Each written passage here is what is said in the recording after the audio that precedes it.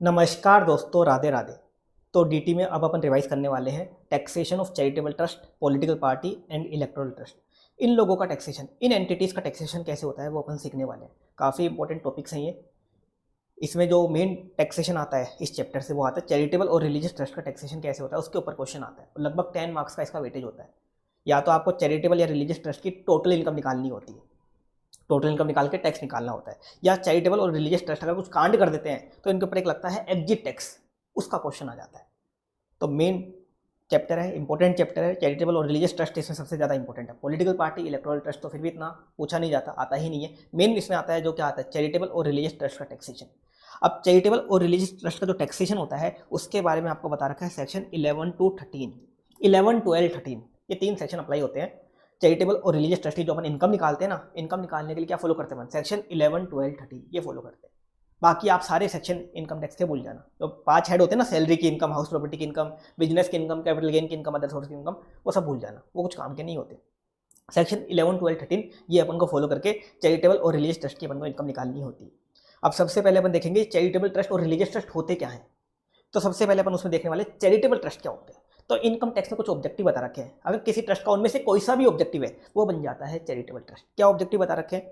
अगर किसी ट्रस्ट का ऑब्जेक्टिव गरीबों की मदद करने का है, रिलीफ ऑफ पुअर है, वो बन जाएगा चैरिटेबल ट्रस्ट। किसी ट्रस्ट का ऑब्जेक्टिव एजुकेशन देने का है, शिक्षा देने का है, मतलब स्कूल है, कॉलेज है, यूनिवर्सिटी है, ये बन जाएंगे चैरिटेबल ट्रस्ट।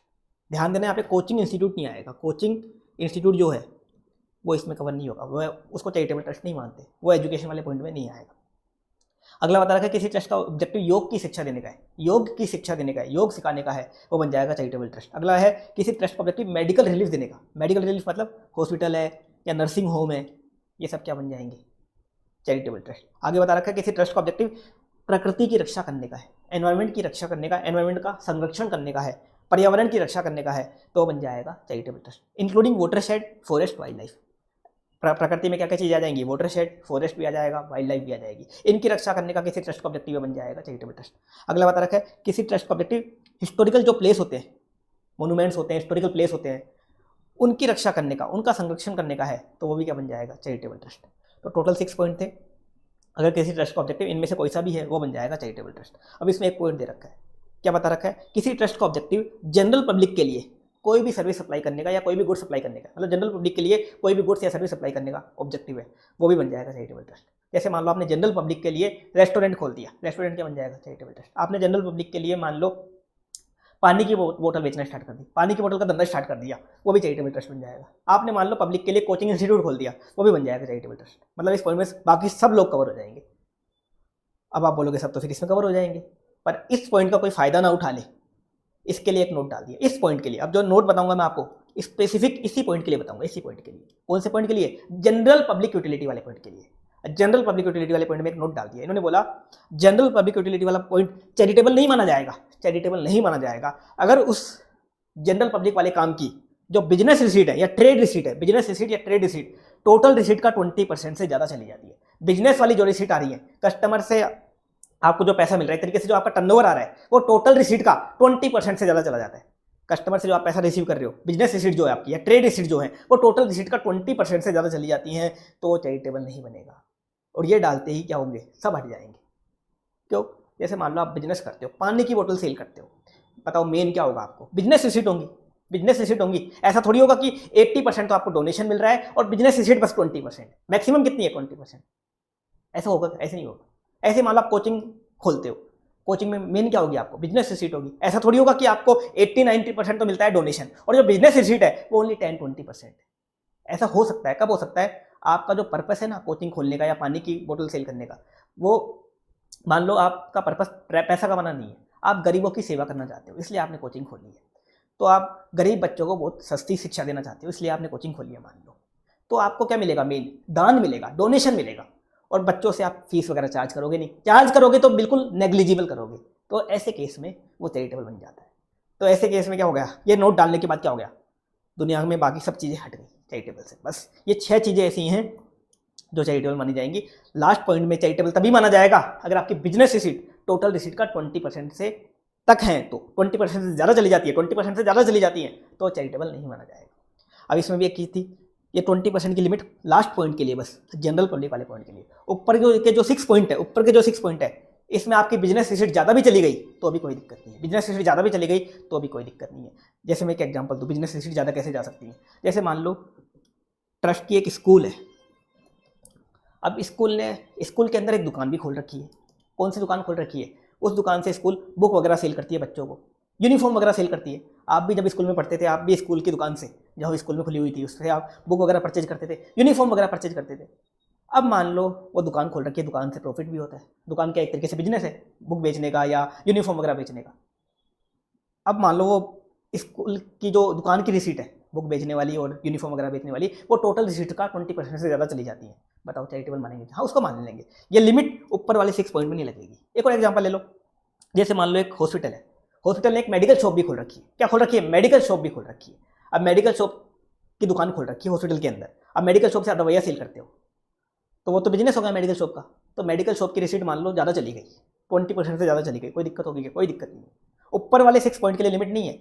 इन 6 पॉइंट के अलावा आप बाकी कोई और काम करते हो और उसमें बिजनेस रिसीट 20% से ज़्यादा चली जाती है, तो फिर आपको चैरिटेबल नहीं माना जाएगा और आपको एग्जेम्पशन नहीं मिलेगी। 20% तक है बिजनेस रिसीट तो मिल जाएगी एग्जेम्पशन, 20% से ज़्यादा चली गई आपको एग्जेम्पशन नहीं मिलेगी। हाँ, एक चीज़ और है, ऐसे केस में आपका रजिस्ट्रेशन कैंसिल नहीं होगा। मान लो आपने रजिस्ट्रेशन ले लिया चैरिटेबल ट्रस्ट का, आपका कोचिंग इंस्टीट्यूट था, आपने चैरिटेबल ट्रस्ट में रजिस्ट्रेशन करवा लिया और आपकी बिजनेस रिसीट 20% से ज़्यादा चली गई, तो आपको एग्जेम्पशन तो मिलेगी नहीं, लेकिन आपका रजिस्ट्रेशन कैंसिल नहीं किया जाएगा। रजिस्ट्रेशन कैंसिल नहीं किया जाएगा, रजिस्ट्रेशन आप कंटिन्यू रख सकते हो। हाँ, अगली बार मान लो अगले साल आपका बिजनेस रिसीट 20% हो जाती है या कम हो जाती है, तो ले लो एग्जेम्पशन। तो ऐसा है। तो लास्ट पॉइंट में ओनली वो ही कवर होंगे जिनका पर्पस क्या है, मेन पर्पस सेवा करना, पैसा कमाना नहीं, सेवा करना। जिनको मेन क्या मिल रहा है? डोनेशन मिल रहा है। बिजनेस नहीं कर रहे, वो डोनेशन मिल रहा है। 80% क्या मिल रहा है? डोनेशन मिल रहा है। एक तरीके से ये मतलब हुआ इसका। अब अपन एक सेक्शन देखने वाले हैं जो अपने आगे काम आएगा, सेक्शन 1023C। एक सेक्शन 1023C में एक एग्जेम्पशन दे रखी है। किसके ऊपर अप्लाई होता है ये? एक तो एजुकेशनल इंस्टीट्यूशन और एक मेडिकल इंस्टीट्यूशन। एजुकेशनल इंस्टीट्यूशन मतलब school college university, school college university, और मेडिकल इंस्टीट्यूशन मतलब हॉस्पिटल वगैरह, नर्सिंग होम वगैरह। तो स्कूल कॉलेज यूनिवर्सिटी हॉस्पिटल, अगर ये एजुकेशन या मेडिकल रिलीफ के लिए बने हैं और ये प्रॉफिट के लिए नहीं बने, मतलब इनका धंधा नहीं है, और ये किसके लिए बने? एजुकेशन या मेडिकल रिलीफ के लिए बने हैं, तो इनको सेक्शन 1023C में एक एग्जेम्पशन मिलती है। सेक्शन 1023C, सेक्शन 10 में एग्जेम्पशन दे रखी है। एग्जेम्पशन क्या मिलती है? अगर school college university hospital government के हैं, मतलब government school, government college, government university और गवर्नमेंट हॉस्पिटल है, तो उस गवर्नमेंट स्कूल वगैरह की, गवर्नमेंट कॉलेज वगैरह की, गवर्नमेंट यूनिवर्सिटी की, गवर्नमेंट हॉस्पिटल की पूरी इनकम क्या हो जाएगी? फुल्ली एग्जेम्प्ट हो जाएगी। चाहे सेल कितनी भी हो, ग्रोस रिसीट कितनी भी आए, पूरी इनकम फुल्ली एग्जेम्प्ट हो जाएगी। अब गवर्नमेंट वाला कैसे मानेंगे? तो अगर उस स्कूल कॉलेज यूनिवर्सिटी हॉस्पिटल को जो गवर्नमेंट ग्रांट मिला हुआ है वो टोटल रिसीट का 50% से ज़्यादा मिला हुआ है, टोटल रिसीट का 50% से ज़्यादा मिला हुआ है, तो बन जाती है गवर्नमेंट वाली, तो बन जाती है गवर्नमेंट वाली। और अगर गवर्नमेंट स्कूल वाली है या गवर्नमेंट कॉलेज है, गवर्नमेंट यूनिवर्सिटी, गवर्नमेंट हॉस्पिटल है, तो उसकी इनकम क्या हो जाएगी? पूरी की पूरी एग्जेम्प्ट हो जाएगी।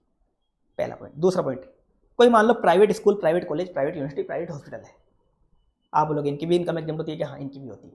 आप बोलोगे ये तो धंधा करते हैं, दिखाते तो ये हैं कि हम धंधा करने के लिए नहीं बने, हम एजुकेशन देने के लिए, मेडिकल रिलीफ देने के लिए बने। हाँ, वैसे धंधा करते हैं प्रैक्टिकल लाइफ में, पैसा कमाते हैं ये। इनका काम ये नहीं होता कि एजुकेशन दें या मेडिकल रिलीफ करें, ये तो सेकेंडरी है। मेन ऑब्जेक्टिव क्या है इनका? पैसा कमाना होता है। पर ये एग्जेम्पशन ले लेते हैं क्योंकि ये अपने कागजों में क्या दिखाते हैं? हम तो एजुकेशन और मेडिकल रिलीफ देने के लिए बने हैं, हमारा ऑब्जेक्टिव प्रॉफिट कमाना नहीं है, तो ये भी एग्जेम्पशन लेते हैं। अब इनको एग्जेम्पशन कैसे मिलती है? अगर इन प्राइवेट वालों की gross receipt, aggregate gross receipt 5 crore तक है प्रीवियस ईयर में, तो इनकी इनकम भी क्या हो जाएगी? Fully exempt. अपन इनकम नहीं देखेंगे, ग्रोस रिसीट, उनको अपने कस्टमर से जो रिसीट मिल रही है वो ग्रोस रिसीट देखेंगे। वो 5 करोड़ तक है तो फुल्ली एग्जेम्प्ट, और 5 करोड़ से ज़्यादा चली गई तो एग्जेम्प्ट नहीं होगी। 5 करोड़ तक है तो फुल्ली एग्जेम्प्ट हो जाएगी। अब 5 करोड़ की एग्रीगेट करेंगे। एग्रीगेट कैसे करेंगे? मान लो एक ट्रस्ट है, मान लो उसकी एक स्कूल है, 3 करोड़ रिसीट है, फुल्ली एग्जेम्प्ट कर देंगे। ठीक है, उस ट्रस्ट की 2 स्कूल हैं, स्कूल 1, स्कूल 2, दूसरी स्कूल की भी रिसीट 3 करोड़ है, तो बताओ एग्जेम्प्ट करोगे क्या? एग्रीगेट करो, 3 + 3 6 करोड़, कुछ एग्जेम्प्ट नहीं करेंगे, कुछ भी एग्जेम्प्ट नहीं करेंगे। 5 करोड़ से ज़्यादा चला गया, एग्जेम्प्ट नहीं करेंगे, फुल्ली एग्जेम्प्ट नहीं करेंगे। मान लो इस ट्रस्ट की एक स्कूल है और एक है हॉस्पिटल, एक है हॉस्पिटल, स्कूल की रिसीट 3 करोड़, हॉस्पिटल की रिसीट भी 3 करोड़ है, तो बताओ एग्जीमेशन करोगे क्या? अलग अलग चेक करोगे क्या? नहीं, एग्रीगेट करेंगे।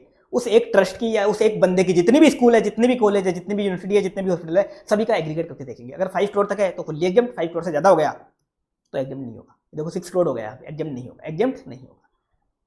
तो उनके केस में क्या होगा? जिनका 5 करोड़ से ज़्यादा चला गया तो वो पॉइंट नंबर 3 में आ जाएंगे। तो कोई भी स्कूल, कॉलेज, यूनिवर्सिटी, हॉस्पिटल है जिनकी एग्रीगेट रिसीट 5 करोड़ से ज़्यादा चली गई तो उनको भी एग्जेम्पशन मिल जाएगी, पर उनको क्या करना पड़ेगा, अप्रूवल लेना पड़ेगा, उनको एक तरीके से रजिस्ट्रेशन लेना पड़ेगा, रजिस्ट्रेशन या अप्रूवल लेना पड़ेगा, रजिस्ट्रेशन या अप्रूवल लेना पड़ेगा। और उनको जो एग्जेम्पशन मिलेगी कैसे मिलेगी, फुल्ली एग्जेम्प्ट वाली नहीं मिलेगी, सेक्शन 11 वाली एग्जेम्पशन मिलेगी। जो चैरिटेबल ट्रस्ट को मिलती है ना वो एग्जेम्पशन मिलेगी सेक्शन 11 में बता रखा है, फुल्ली एग्जेम्प्ट वाला नहीं मिलेगा, सेक्शन 11 अभी पढ़ेंगे ना, वो वाली एग्जेम्पशन मिलेगी।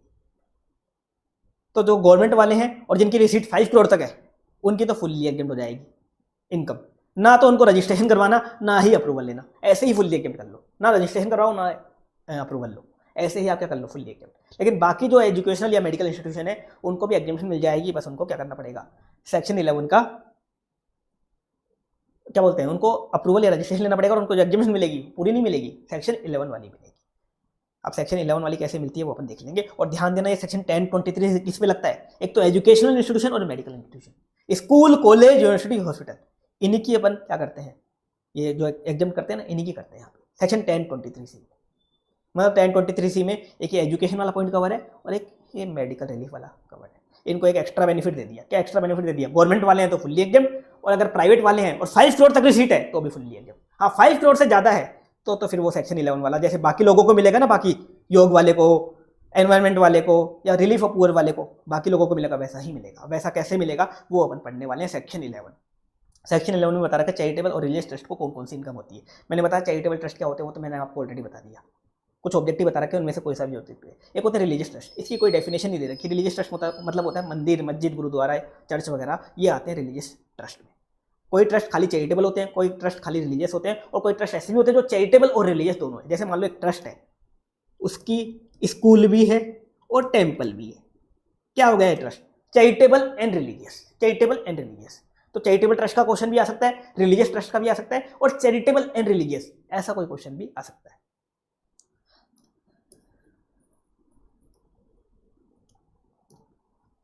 अब चैरिटेबल और रिलीजियस ट्रस्ट को कौन कौन सी इनकम होगी, इनकम बता रखी है। सबसे मेन इनकम ट्रस्ट को कौन सी होती है, डोनेशन, सबसे मेन होते हैं डोनेशन, इनको मिलता है दान। डोनेशन को अपन क्या बोलते हैं, वॉलंटरी कंट्रीब्यूशन भी बोलते हैं, डोनेशन को वॉलंटरी कंट्रीब्यूशन भी बोलते हैं। 3 तरह का डोनेशन होता है, एक नॉर्मल, एक कॉर्पस और एक एनोनिमस। क्वेश्चन में खाली डोनेशन वर्ड लिखा हुआ है या वॉलंटरी कंट्रीब्यूशन वर्ड लिखा हुआ है तो अपन क्या मानेंगे, नॉर्मल डोनेशन मिला ट्रस्ट को, क्या मानेंगे, नॉर्मल। एक होता है कॉर्पस डोनेशन। कॉर्पस डोनेशन क्या होता है, ऐसा डोनेशन जो ट्रस्ट के गुल्लक का पार्ट बनता है, ट्रस्ट के गुल्लक का पार्ट बनता है, उस डोनेशन को अपन यूज़ नहीं कर सकते, वो ट्रस्ट के गुल्लक का पार्ट बनता है। उसको कब यूज़ करते हैं, जब ट्रस्ट बिल्कुल बर्बादी की कंडीशन में आ जाता है, ट्रस्ट की दयनीय हालत हो जाती है, तब उस गुल्लक को फोड़ा जाता है, तो होता है कॉर्पस डोनेशन। और एक होता है एनोनिमस डोनेशन, ये होता है गुप्त दान, मतलब जो बंदा दान दे रहा है उसने अपना नाम पता नहीं बताया, ये होता है गुप्त दान। मंदिरों में जो रिलीजियस प्रॉपर्टी होती है, मंदिर मस्जिद वगैरह, इनमें मेन क्या होता है, मेन मिलता है एनोनिमस डोनेशन। तो 3 तरह के डोनेशन होते हैं। क्वेश्चन में खाली डोनेशन वर्ड है, अपन मानेंगे नॉर्मल। कॉर्पस के डोनेशन के लिए वो कॉर्पस वर्ड लिखेगा या तो, या ऐसा लिख देगा donation forming part of corpus, ऐसा कॉर्पस वर्ड कहीं ना कहीं दे देगा लाइन में। और एनोनिमस के लिए साफ लिखेगा वो एनोनिमस डोनेशन। तो 3 तरह के डोनेशन होंगे। ट्रस्ट की मेन इनकम होती है डोनेशन की। डोनेशन चाहे कैश में मिले चाहे बैंक में मिले, कैसे भी मिले, पूरा अपन ले लेते हैं। ऐसा नहीं कि कैश में मिलेगा कुछ अलग ट्रीटमेंट होगा। ट्रस्ट को डोनेशन कैश में भी मिल सकता है और बैंक में भी मिल सकता है, कोई दिक्कत वाली बात नहीं है, और कोई लिमिट भी नहीं है, कितना भी कैश में मिले कितना भी बैंक में मिले। दूसरा, ट्रस्ट को मिलते हैं गवर्नमेंट ग्रांट। गवर्नमेंट ट्रस्ट की मदद करती है ग्रांट देके। अब गवर्नमेंट ग्रांट भी 2 तरह के होते हैं, एक तो नॉर्मल और एक कॉर्पस। खाली क्वेश्चन में गवर्नमेंट ग्रांट लिख रखा है, अपन मानते हैं नॉर्मल, और कॉर्पस लिख रखा है तो फिर अपन मान लेते हैं कॉर्पस गवर्नमेंट ग्रांट। इसके अलावा ट्रस्ट को अपनी प्रॉपर्टी से इनकम होती है। ट्रस्ट को अपनी प्रॉपर्टी, ट्रस्ट की प्रॉपर्टीज है उनसे इनकम होती है। कैसे इनकम होती है, ट्रस्ट की मान लो कोई स्कूल है, कोई कॉलेज है, कोई यूनिवर्सिटी है, या कोई हॉस्पिटल है, या मान लो ट्रस्ट का एक योग सिखाने का इंस्टीट्यूट है, योग इंस्टीट्यूट, तो उनसे इनकम होती है ट्रस्ट को। इसके अलावा ट्रस्ट को कैपिटल गेन भी हो सकता है। कैपिटल गेन कैसे हो सकता है, ट्रस्ट ने कोई बिल्डिंग वगैरह लैंड वगैरह सेल करी, अपना सेट सेल किया, उससे कैपिटल गेन हो गया। हाउस प्रॉपर्टी की इनकम भी हो सकती है, ट्रस्ट ने अपनी प्रॉपर्टी को रेंट पे चढ़ा दिया, हाउस प्रॉपर्टी की इनकम हो सकती है। ट्रस्ट को अदर सोर्स की इंटरेस्ट डिविडेंड की इनकम भी हो सकती है, ये सारी ट्रस्ट की इनकम हो सकती है। इसके अलावा ट्रस्ट को बिजनेस की इनकम भी हो सकती है, और बिजनेस भी कौन सा, मेन ऑब्जेक्टिव वाला होना चाहिए बस। मेन ऑब्जेक्टिव वाला कैसे, जैसे मान लो एक ट्रस्ट है, हॉस्पिटल है, अंदर मेडिकल शॉप खोल रखी है। हॉस्पिटल का ऑब्जेक्टिव क्या है, मेडिकल रिलीफ देने का। अब मेडिकल शॉप क्या करती है, दवाइयाँ सेल करके अल्टीमेटली मेडिकल रिलीफ देती है। दवाइयों से क्या मिलती है, मेडिकल रिलीफ। तो ऐसा बिजनेस चल सकता है। ऐसे ही मान लो एक स्कूल है, स्कूल ने क्या कर रखी है, अंदर एक दुकान खोल रखी है, जैसे वो क्या सेल करती है, बच्चों के लिए बुक सेल करती है, यूनिफॉर्म वगैरह सेल करती है, कर सकती है। ऐसा बिजनेस कर सकती है जो मेन ऑब्जेक्टिव वाला हो, मेन ऑब्जेक्टिव वाला हो। कोई दूसरा धंधा नहीं कर सकते। जैसे मान लो एक हॉस्पिटल है, उसने एक दारू की दुकान खोल ली, एक ट्रस्ट है जिसका हॉस्पिटल है, उसने दारू की दुकान खोल ली, ये एक ट्रस्ट है जिसकी स्कूल है, उसने दारू की दुकान खोल ली। बताओ ऐसा हो सकता है क्या? ऐसा नहीं कर सकता। अगर ट्रस्ट ऐसा करता है तो आगे जाके पता पड़ेगा, रजिस्ट्रेशन कैंसिल हो जाता है। दूसरा धंधा नहीं कर सकते आप, जो आपका मेन ऑब्जेक्टिव है उसी के रिगार्डिंग कोई बिजनेस करना चाहो तो आप कर सकते हो, वो बिजनेस की इनकम भी आपकी हो सकती है ट्रस्ट की। इसके अलावा ट्रस्ट को 10(1) वाली इनकम, 10(1) वाली कौन सी? Agricultural income. 10(1) में कौन सी इनकम है? एग्रीकल्चर इनकम भी हो सकती है। और 10(23) तो अपने देख लिया, school, college, university, hospital, trust की ये वाली इनकम भी हो सकती है। ये सब ट्रस्ट की इनकम होती है। अब ट्रस्ट की इनकम पे टैक्स कैसे लगेगा वो एक एक करके देख लेते हैं। सबसे पहले कॉर्पस डोनेशन। ट्रस्ट को क्या मिला? Corpus donation. तो क्या होगा कॉर्पस डोनेशन? पूरा का पूरा अपन एग्जाम्प्ट कर देंगे, बस उसके लिए कंडीशन है कॉर्पस डोनेशन को आपको सेफ मोड में जमा करवाना है, क्योंकि वो ट्रस्ट के गुल्लक का पार्ट बनता है। तो कॉर्पस डोनेशन को आपको 11(5) सेक्शन 11(5) में कुछ मोड बता रखे हैं। 11(5) अभी आएगा तब पता पड़ेगा आपको। कुछ सेफ मोड बता रखे हैं कि बैंक में एफडी करवा दो, या कुछ सेफ जगह बता रखी है वहाँ इन्वेस्ट कर दो, वहाँ डिपॉजिट कर दो। तो कॉर्पस डोनेशन को आपको खर्च नहीं करना, गुल्लक में डालना है, बैंक में एफडी करवा दो आप। तो सेफ मोड में जमा करवा दिया तो ठीक है, फुल्ली एग्जाम्प्ट हो जाएगा। अब आप बोलोगे सेफ मोड में जमा नहीं करवाया, क्वेश्चन में लिखा हुआ आया corpus donation not deposited in safe mode, तो आपको आगे जाके पता पड़ेगा स्पेशल रेट से टैक्सेबल होगा। एक सेक्शन आएगा 115 BBI, वहाँ ये डीम्ड इनकम बन जाएगा और एक स्पेशल रेट लग जाती है, स्पेशल रेट लग जाती है अगर कॉर्पस डोनेशन को जमा नहीं करवाते। तो जमा करवा देते हो तो फुल्ली एग्जाम्प्ट। जब अपन ट्रस्ट की टोटल इनकम निकालेंगे, कॉर्पस डोनेशन को लेंगे नील। अगर आपने क्या कर रखा है? सेफ मोड में जमा करवा रखा है। तो जमा नहीं करवा रखा तो 115 BBI में स्पेशल रेट से टैक्सेबल होगा, 30% की रेट से। दूसरा corpus government grant. Government grant कौन सा मिल रहा है? कॉर्पस वाला, फुल्ली एग्जाम्प्ट हो जाएगा। इसको ऐसे कोई कंडीशन नहीं है, ये तो पूरा ऐसे एग्जाम्प्ट हो जाएगा। आगे बता रखा है ट्रस्ट को एग्रीकल्चरल इनकम हो रही है या तो फुल्ली एग्जाम्प्ट हो जाएगी। इसके अलावा 10(23) में 0.102 है। 0.102 क्या तो ट्रस्ट कि कोई स्कूल वगैरह है, हॉस्पिटल वगैरह है जो गवर्नमेंट द्वारा फाइनेंस है, मतलब एक तरीके से गवर्नमेंट वाली स्कूल या गवर्नमेंट वाली हॉस्पिटल वगैरह है, तो उसकी इनकम फुल एग्जाम्प्ट हो जाएगी। या ट्रस्ट की स्कूल, कॉलेज, यूनिवर्सिटी, हॉस्पिटल है जिनकी एग्रीगेट रिसीट, सभी की एग्रीगेट मिला के अप टू 5 करोड़ तक है, अप टू 5 करोड़ तक है, तो उसकी ग्रोस रिसीट क्या करेंगे अपन? फुल्ली एग्जाम्प्ट कर देंगे, नील लेंगे। क्या लेंगे? नील लेंगे। 5 करोड़ तक एग्रीगेट देखेंगे अपन, एग्रीगेट। ये तो हो गई इनकम फुल्ली एग्जाम्प्ट वाली। अब उसके अलावा ट्रस्ट को अगर एनोनिमस डोनेशन मिलता है, ये सेपरेट रखेंगे अपन, क्योंकि ये स्पेशल रेट लगती है 115 BBC में टैक्सेबल होता है। ट्रस्ट के केस में 2 स्पेशल रेट लगती है, एक तो 115 BBC एनोनिमस डोनेशन, और एक 115 BBI में कुछ इनकम बता रखी है, कुछ डीम्ड इनकम, कुछ इनकम बता रखी है वो बस। जैसे मैंने आपको स्पेशल रेट के सेक्शन हर चैप्टर के साथ साथ करवाए हैं। स्टार्टिंग वाले चैप्टर में मैंने सारे सेक्शन लिख दिए थे स्पेशल रेट वाले, चैप्टर 1 में, और उसके बाद मैंने हर चैप्टर के साथ साथ करवाए। तो ट्रस्ट के केस में 2 सेक्शन होते हैं स्पेशल रेट वाले। तो एनोनिमस डोनेशन जो गुप्त दान होता है उस पर स्पेशल रेट लगती है, उसको सेपरेट रखेंगे। अब इनके अलावा कोई और भी इनकम बच गई, कोई और इनकम बच गई, कोई और कौन सी इनकम बच गई? देखो कौन कौन सी इनकम बच गई। नॉर्मल डोनेशन बच गया एक, तो एक नॉर्मल गवर्नमेंट ग्रांट बच गया, एक बिजनेस वाली इनकम बच गई, मेन ऑब्जेक्टिव वाले बिजनेस वाली, एक कैपिटल गेन की इनकम बच गई, एक हाउस प्रॉपर्टी की इनकम, एक अदर सोर्स की इनकम। इन सबको अपन अलग कैटेगरी में देंगे, एनी अदर इनकम। और एनी अदर इनकम का क्या करेंगे? 15% तो इसमें दे देंगे फुल्ली एग्जाम, 15% का स्टैंडर्ड डिडक्शन दे देंगे, और रिमेनिंग 85% में जितना अमाउंट आप इंडिया के अंदर चैरिटेबल और रिलीजियस पर्पस में खर्च कर दोगे उतना आपको एग्जाम्पशन मिल जाएगा।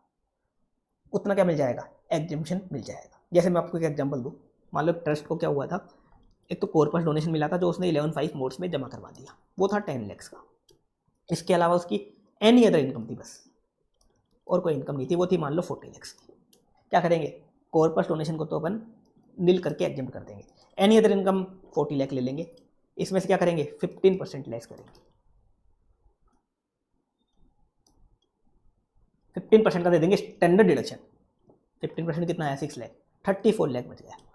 अब 34 लाख में भी आपको डिडक्शन मिलेगी, कितनी मिलेगी? जितना अमाउंट इंडिया में आपने अप्लाइड कर दिया, अप्लाइड मतलब खर्च कर दिया, अप्लाइड मतलब यहाँ डिडक्शन मिलना एक तरीके से, अप्लाइड मतलब खर्च कर दिया, जितना अमाउंट आपने इंडिया में खर्च कर दिया, इंडिया के बाहर मत खर्च कर देना, इंडिया में खर्च करना है आपको। तो मान लो 34 लाख में से आपने 20 लाख इंडिया में खर्च कर दिए चैरिटी के कामों में। चैरिटी के कामों में कितने खर्च कर दिया आपने? 20 लाख। तो बता कितना आपका? 14 लाख। 14 लाख आपकी फाइनल इनकम आ जाएगी। इस तरह से इनकम निकलती है। और ये जो एग्जाम्पशन मिलती है 15% वाली और 85% वाली, कहाँ मिलती है? सेक्शन 11 में। ये होती है सेक्शन 11 की एग्जाम्पशन, 11(1) और 11(2) में मिलती है। कैसे मिलती है? 15% का स्टैंडर्ड और रिमेनिंग 85% में जितना खर्च कर दोगे उतना डिडक्शन मिल जाएगी। एनी अदर इनकम में, एनी अदर इनकम में जो ऊपर मैंने इनकम लिखी है ना, ऊपर ये इनकम सारी इनकम आ जाएंगी, कुछ को छोड़ के। कुछ कौन से छोड़ दो? कॉर्पस डोनेशन छोड़ दो, कॉर्पस गवर्नमेंट ग्रांट छोड़ दो, एग्रीकल्चर इनकम छोड़ दो, 1023 का 0.1 और 2 है तो वो छोड़ दो, और एनोनिमस डोनेशन छोड़ दो। उनके अलावा बाकी सारी इनकम ले लो, कैसे लेनी है इनकम एक बार मैं पढ़ा देता हूँ, फिर लास्ट में मैं आपको एक फॉर्मेट बताऊंगा। फॉर्मेट में आपको वैल्यू डालनी है, आपका आंसर कभी गलत नहीं होगा। अब अपन आगे बढ़ते हैं। अब आपको अमाउंट इंडिया में खर्च करना है चैरिटेबल और रिलीजियस पर्पस में, उसका डिडक्शन तो मिलेगा, उसको अप्लाइड मानेंगे। तो उसके बारे में कहाँ बता रखा है, किन किन चीज़ों का डिडक्शन मिलेगा, वो सेक्शन 11(1) में बता रखा है किन किन चीज़ों का डिडक्शन आपको मिलेगा। ट्रस्ट कोई भी रेवेन्यू खर्चे करता है, अप्लाइड मान लेंगे, कोई भी रेवेन्यू खर्चा। दूसरा, ट्रस्ट कोई भी कैपिटल खर्चा करता है, इंडिया के अंदर करना है, कोई भी कैपिटल खर्चा करता है, मतलब लैंड परचेज करता है, बिल्डिंग परचेज करता है, लैपटॉप परचेज करता है, सॉफ्टवेयर परचेज करता है, सबको अपन अप्लाइड मान लेंगे। कैपिटल खर्चे का भी पूरा 100% डिडक्शन दे देंगे। ध्यान देना, ट्रस्ट के केस में डेप्रिसिएशन कुछ काम का नहीं होता, डेप्रिसिएशन आप भूल जाओ, इग्नोर करो डेप्रिसिएशन को, कैपिटल खर्चे का पूरा डिडक्शन दे देंगे। और यहाँ लैंड का भी मिल जाएगा डिडक्शन, ट्रस्ट ने लैंड खरीदी, लैंड को भी अप्लाइड मान लेंगे, लैंड को भी मान लेंगे, अप्लाइड मान लेंगे। ट्रस्ट बिल्डिंग वगैरह कंस्ट्रक्ट करवाता है, उसको भी अप्लाइड मान लेंगे। तीसरा, वो ट्रस्ट क्या कर रहा है, किसी दूसरे ट्रस्ट को, कोई दूसरा रजिस्टर्ड ट्रस्ट है, दूसरा ट्रस्ट कैसा होना चाहिए, रजिस्टर्ड, चाहे वो 12AB वाला रजिस्टर्ड हो या 1023C। अपन आगे जाके देखेंगे ट्रस्ट को रजिस्ट्रेशन कहाँ लेना पड़ता है, या तो 12AB में या 1023C, दो सेक्शन में रजिस्ट्रेशन मिलता है। तो ट्रस्ट किसी में भी रजिस्टर्ड है, 12AB में या 1023C में, तो उस दूसरे रजिस्टर्ड ट्रस्ट को अगर आप वाला ट्रस्ट क्या कर रहा है, डोनेशन दे रहा है, तो उसको भी अपन अप्लाई मान लेंगे। आपका ट्रस्ट मान लो दूसरे ट्रस्ट को डोनेशन दे रहा है, डोनेशन दे रहा है, डोनेशन रिसीव नहीं हो रहा, रिसीव होता तो इनकम बनता है, डोनेशन गिवन, डोनेशन अपन दे रहे हैं, डोनेशन दे रहे हैं किसी दूसरे रजिस्टर्ड ट्रस्ट को, तो उसको भी अप्लाइड मान लेंगे। लेकिन उसको अप्लाइड पूरा नहीं मानेंगे, कितना मानेंगे, टू द एक्सटेंट ऑफ 85%। जो डोनेशन दिया उसका 85% कर दो। मान लो आपने दूसरे ट्रस्ट को 1 करोड़ का डोनेशन दिया, तो 1 करोड़ अप्लाइड मानोगे क्या, 1 करोड़ का डिडक्शन लोगे क्या, नहीं, 1 करोड़ का कर दो 85%, कितना आया, 85 लाख आ गया। 85 लाख को अप्लाइड मानेंगे, 85 लाख को अप्लाइड मानेंगे। अगर आप किसी दूसरे ट्रस्ट को डोनेशन देते हो तो अप्लाइड तो मानेंगे, लेकिन कितना मानेंगे, 85% मानेंगे। जितना भी दिया उसका 85%, जितना भी दिया उसका 85%। ये ध्यान से देख लेना ये वाला पॉइंट, इसका एडजस्टमेंट आ सकता है इस बार। अगला बता रखा है, आपने कोई भी खर्चा करने के लिए, चाहे वो रेवेन्यू खर्चा हो चाहे कैपिटल खर्चा हो, कोई भी खर्चा करने के लिए आपने लोन लिया। जैसे मान लो आपने एक बिल्डिंग परचेज करने के लिए लोन लिया था, ट्रस्ट ने 50 लाख का लोन लिया था, ट्रस्ट ने बिल्डिंग परचेज करने के लिए। अब ट्रस्ट ने 50 लाख की बिल्डिंग परचेज कर ली। अब आप लोन लेके खर्चा करते हो, तो ध्यान देना, लोन लेके खर्चा करते हो तो उस खर्चे का डिडक्शन नहीं मिलता। वैसे तो खर्चे का मिल जाता है, रेवेन्यू और कैपिटल खर्चे का, लेकिन आपने लोन लेके खर्चा किया। मान लो लोन लेके ट्रस्ट ने बिल्डिंग परचेज करी 50 लाख की, 50 लाख का डिडक्शन नहीं मिलेगा। फिर डिडक्शन कब मिलेगा, जब आप उस ट्रस्ट क्या करेगा, उस लोन का रिपेमेंट करेगा। जब ट्रस्ट उस लोन का रिपेमेंट करेगा, जितना रिपेमेंट करेगा उसका अप्लाइड मान लेंगे, जितना रिपेमेंट करेगा उसका डिडक्शन दे देंगे, उसको अप्लाइड मान लेंगे। तो अगर आप लोन लेके खर्चा करते हो तो लोन क्या बोलते हैं, खर्चे का डिडक्शन नहीं मिलेगा। आपने मान लो 10 लाख के खर्चे किए लोन लेके, तो 10 लाख का डिडक्शन नहीं मिलेगा, चाहे वो रेवेन्यू हो चाहे कैपिटल हो, नहीं मिलेगा। लेकिन जब आप उस लोन का रिपेमेंट करोगे, लोन का रिपेमेंट करोगे, तो जो रिपेमेंट किया उसको अपन मान लेंगे, अप्लाइड मान लेंगे। बस एक कंडीशन है, रिपेमेंट आपको 5 ईयर के अंदर अंदर करना है, रिपेमेंट आपको 5 ईयर के अंदर अंदर करना है, रिपेमेंट आपको 5 ईयर के अंदर अंदर करना है। अब आ जाओ आगे, कुछ स्पेशल बातें देख लेते हैं। आपने असेट की कॉस्ट को अप्लाइड मान लिया, मैंने बताया था कैपिटल खर्चे का पूरा डिडक्शन एक साथ ले लो आप, तो उस असेट में डेप्रिसिएशन भूल जाओ, किसी भी ईयर में डेप्रिसिएशन नहीं मिलेगा। ट्रस्ट के केस में डेप्रिसिएशन कुछ काम का नहीं होता, डेप्रिसिएशन आप दिमाग से निकाल दो। तो असेट को अपन अप्लाइड मान रहे हैं, डेप्रिसिएशन भूल जाओ, किसी भी ईयर में नहीं मिलेगा। ऐसा नहीं कि नेक्स्ट ईयर मिल जाएगा, किसी भी ईयर में नहीं मिलेगा। जब पूरा असेट ही आप अप्लाइड मान चुके हैं, डेप्रिसिएशन भूल जाओ। आगे बता रखा है, आपने कॉर्पस डोनेशन से कोई खर्चा किया, उसे अप्लाइड नहीं मानेंगे। कॉर्पस डोनेशन जो होता है आपको मिला था, मान लो कॉर्पस डोनेशन को आपको गुल्लक में रखना होता है, वो खर्च नहीं करना होता। अगर आपने खर्च कर दिया या कहीं और इन्वेस्ट कर दिया तो वो बन जाता है 115 BBI में डीम्ड इनकम। तो आप उसको खर्च नहीं करना, उसको चुपचाप गुल्लक में पटक के रखो। अगर आपने उससे खर्चा कर दिया, क्या मान लेंगे, अप्लाइड नहीं मानेंगे, अप्लाइड नहीं मानेंगे उसको।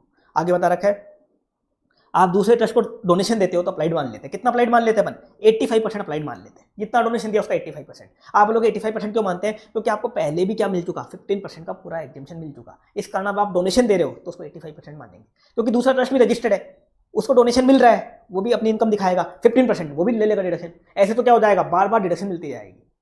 तो इन्होंने 85% की लिमिट लगा दी। लेकिन आप दूसरे ट्रस्ट को क्या दे रहे हो, कॉर्पस डोनेशन दे रहे हो। दूसरे रजिस्टर्ड ट्रस्ट को, जो दूसरा ट्रस्ट रजिस्टर्ड है उसको आप कॉर्पस डोनेशन दे रहे हो, तो उसको अपन अप्लाइड नहीं मानेंगे, उसको अप्लाइड नहीं मानेंगे। कॉर्पस डोनेशन दूसरे ट्रस्ट को देते हो तो उसको अप्लाइड नहीं मानेंगे। अप्लाइड क्यों नहीं मानेंगे, दूसरे ट्रस्ट को मान लो कॉर्पस डोनेशन आपने दिया, दूसरा ट्रस्ट क्या करेगा, कॉर्पस डोनेशन को सेफ मोड में पटक देगा और फुल्ली एग्जीम्ट करवा लेगा। वो भी तो रजिस्टर्ड है, फुल्ली एग्जीम्ट करवा लेगा। उसके एंड से इनकम टैक्सेबल भी नहीं हुई और आपको भी एग्जीम्शन मिल गई, दिक्कत ही दिक्कत हो जाएगी दमादम। तो इन्होंने बोला उसको अप्लाइड नहीं मानेंगे। तो नॉर्मल डोनेशन देते हो तो ठीक है, नॉर्मल को तो अप्लाइड मान लेंगे, लेकिन कॉर्पस देते हो तो अप्लाइड नहीं मानेंगे। आगे बता रखा है, अगर आप ट्रस्ट क्या करता है, लैंड बिल्डिंग परचेज करता है, ट्रस्ट लैंड बिल्डिंग परचेज करता है तो परचेज प्राइस को अपन अप्लाइड मानेंगे। ट्रस्ट के केस में स्टाम्प ड्यूटी वैल्यू काम की नहीं होती। स्टाम्प ड्यूटी वैल्यू चाहे ज़्यादा है चाहे कम आए, भूल जाना, कुछ काम की नहीं होती। क्यों काम की नहीं होती, मैंने बताया, ट्रस्ट के केस में आप 5 हेड जो होते हैं ना इनकम के, भूल जाना, कुछ काम के नहीं है। सेट ऑफ के प्रोविजन सब भूल जाना, क्लबिंग के प्रोविजन सब भूल जाओ आप, 5 हेड के provision, set of provision, clubbing provision सब भूल जाओ। चैप्टर 6 की डिडक्शन वो भी भूल जाओ, काम की ही नहीं है यहाँ पे। यहाँ बिल्कुल अलग समझो इसको, बिल्कुल ही अलग चैप्टर है ये। इनकम टैक्स की बाकी चीजें कुछ काम की नहीं है। यहाँ टैक्स रेट जरूर काम आएगी, बाकी कुछ भी काम का नहीं है इनकम टैक्स का, बाकी कुछ भी काम का नहीं। जो स्पेशल रेट वाले सेक्शन सब कुछ काम के नहीं है। यहाँ पे जो काम आएगा, एक तो अपने काम आएगा सेक्शन 11, 12, 13 ट्रस्ट के लिए। एक ट्रस्ट पे क्या लगता है, स्लैब लगता है। ट्रस्ट की जो इनकम आती है उसमें स्लैब रेट लगती है, बस वो काम का, बाकी कुछ काम का नहीं है। इनकम टैक्स को बाकी भूल जाओ आप, तो बाकी सेक्शन काम के ही नहीं। ना तो ट्रस्ट के अदर सोर्स के प्रोविजन लगते हैं, ना वो प्रोविजन लगते हैं। ट्रस्ट की इनकम ऐसा नहीं करते, अपन 5 हेड में निकालते हैं, फिर क्लबिंग करते हैं, फिर सेट ऑफ करते हैं, वो कुछ नहीं करते हैं। यहाँ अलग तरीका चलता है। तो लैंड बिल्डिंग के केस में परचेज प्राइस को अप्लाई मानेंगे, स्टैंडर्ड वैल्यू इग्नोर कर दो। आगे बता रखा है ट्रस्ट अगर कोई रेवेन्यू खर्चा करता है तो वैसे तो पीजीबीबी के प्रोविजन कुछ काम के नहीं है, लेकिन 2 सेक्शन काम आ जाएंगे आपके, एक तो 40A और एक 40A3। 40A और 40A3 अगर ट्रस्ट मान लो क्या करता है, 40A या 40A3 क्या बोलते हैं, ट्रस्ट मान लो किसी रेजिडेंट को पेमेंट कर रहा है जिसमें टीडीएस कटना चाहिए था, लेकिन ट्रस्ट ने टीडीएस नहीं काटा, तो आप क्या करना, 30% खर्चा डिसअलाउ कर देना। याद करो 40A में मैंने पढ़ाया था, आप रेजिडेंट को पेमेंट कर रहे हो, टीडीएस कटना चाहिए था, टीडीएस नहीं काटा, 30% खर्चा ये हो जाएगा, डिसअलाउ हो जाता है। तो 30% खर्चे को अपना अप्लाई नहीं मानेंगे, ओनली 70% को अप्लाई मानेंगे। फिर जब ट्रस्ट क्या करेगा, टीडीएस काट के जमा करवा देगा, तब उस ईयर में अपन फिर बैलेंस को अप्लाई मान लें। सेम टू सेम वही पीजीबीबी का याद करो 40A है। एक 40A3 पढ़ाया था मैंने आपको पीजीबीबी में। अगर ट्रस्ट किसी खर्चे का पेमेंट 10,000 से ज़्यादा का cash, video cheque, cross cheque से कर देता है, जैसे मान लो ट्रस्ट ने 5 लाख की सैलरी का पेमेंट कर दिया कैश में, डिसअलाउ कर देना, अप्लाई नहीं मानेंगे। जबकि वो रेवेन्यू खर्चा है, अप्लाई मान सकते थे, लेकिन फिर नहीं मानेंगे। तो रेवेन्यू खर्चों के केस में, ट्रस्ट के केस में 2 सेक्शन अप्लाई होंगे। तो 40A है, रेजिडेंट को पेमेंट कर रहे हो, टीडीएस नहीं काटते, 30% डिसअलाउ हो जाएगा। Cash, video cheque, cross cheque से आप 10,000 से ज़्यादा का पेमेंट कर देते हो, वो 100% खर्चा डिसअलाउ हो जाएगा। अब आप बोलोगे 40AI क्यों नहीं लिया, कि नॉन रेजिडेंट को पेमेंट किया, टीडीएस नहीं काटा, वो क्यों नहीं लिया, 100% डिसअलाउ करना चाहिए था वो। तो ध्यान दो, पर मैंने क्या बताया था आपको, खर्चा कहाँ करना है, इंडिया के अंदर खर्चा करना है ट्रस्ट को। ट्रस्ट मान लो इंडिया के बाहर किसी नॉन रेजिडेंट को पेमेंट कर रहा है, इंडिया के बाहर कोई काम करवा रहा है, इंडिया के बाहर खर्चा कर रहा है, इंडिया के बाहर काम करवा रहा है, वो अमाउंट तो वैसे भी अप्लाई नहीं मानी जाती। इंडिया में खर्च करने, इंडिया में खर्च करने, देखो वो तो आती नहीं, India charitable and religious purpose in India, जो खर्चे करने कहाँ करने, इंडिया के अंदर करने। मान लो ट्रस्ट क्या करता है, साउथ अफ्रीका के अंदर खर्चा करता है, नॉन रेजिडेंट को पेमेंट कर रहा है साउथ अफ्रीका वाले बंदे को, तो बताओ एग्जाम्शन मिलेगी क्या, अप्लाई मानेंगे क्या, नहीं मानते अप्लाई।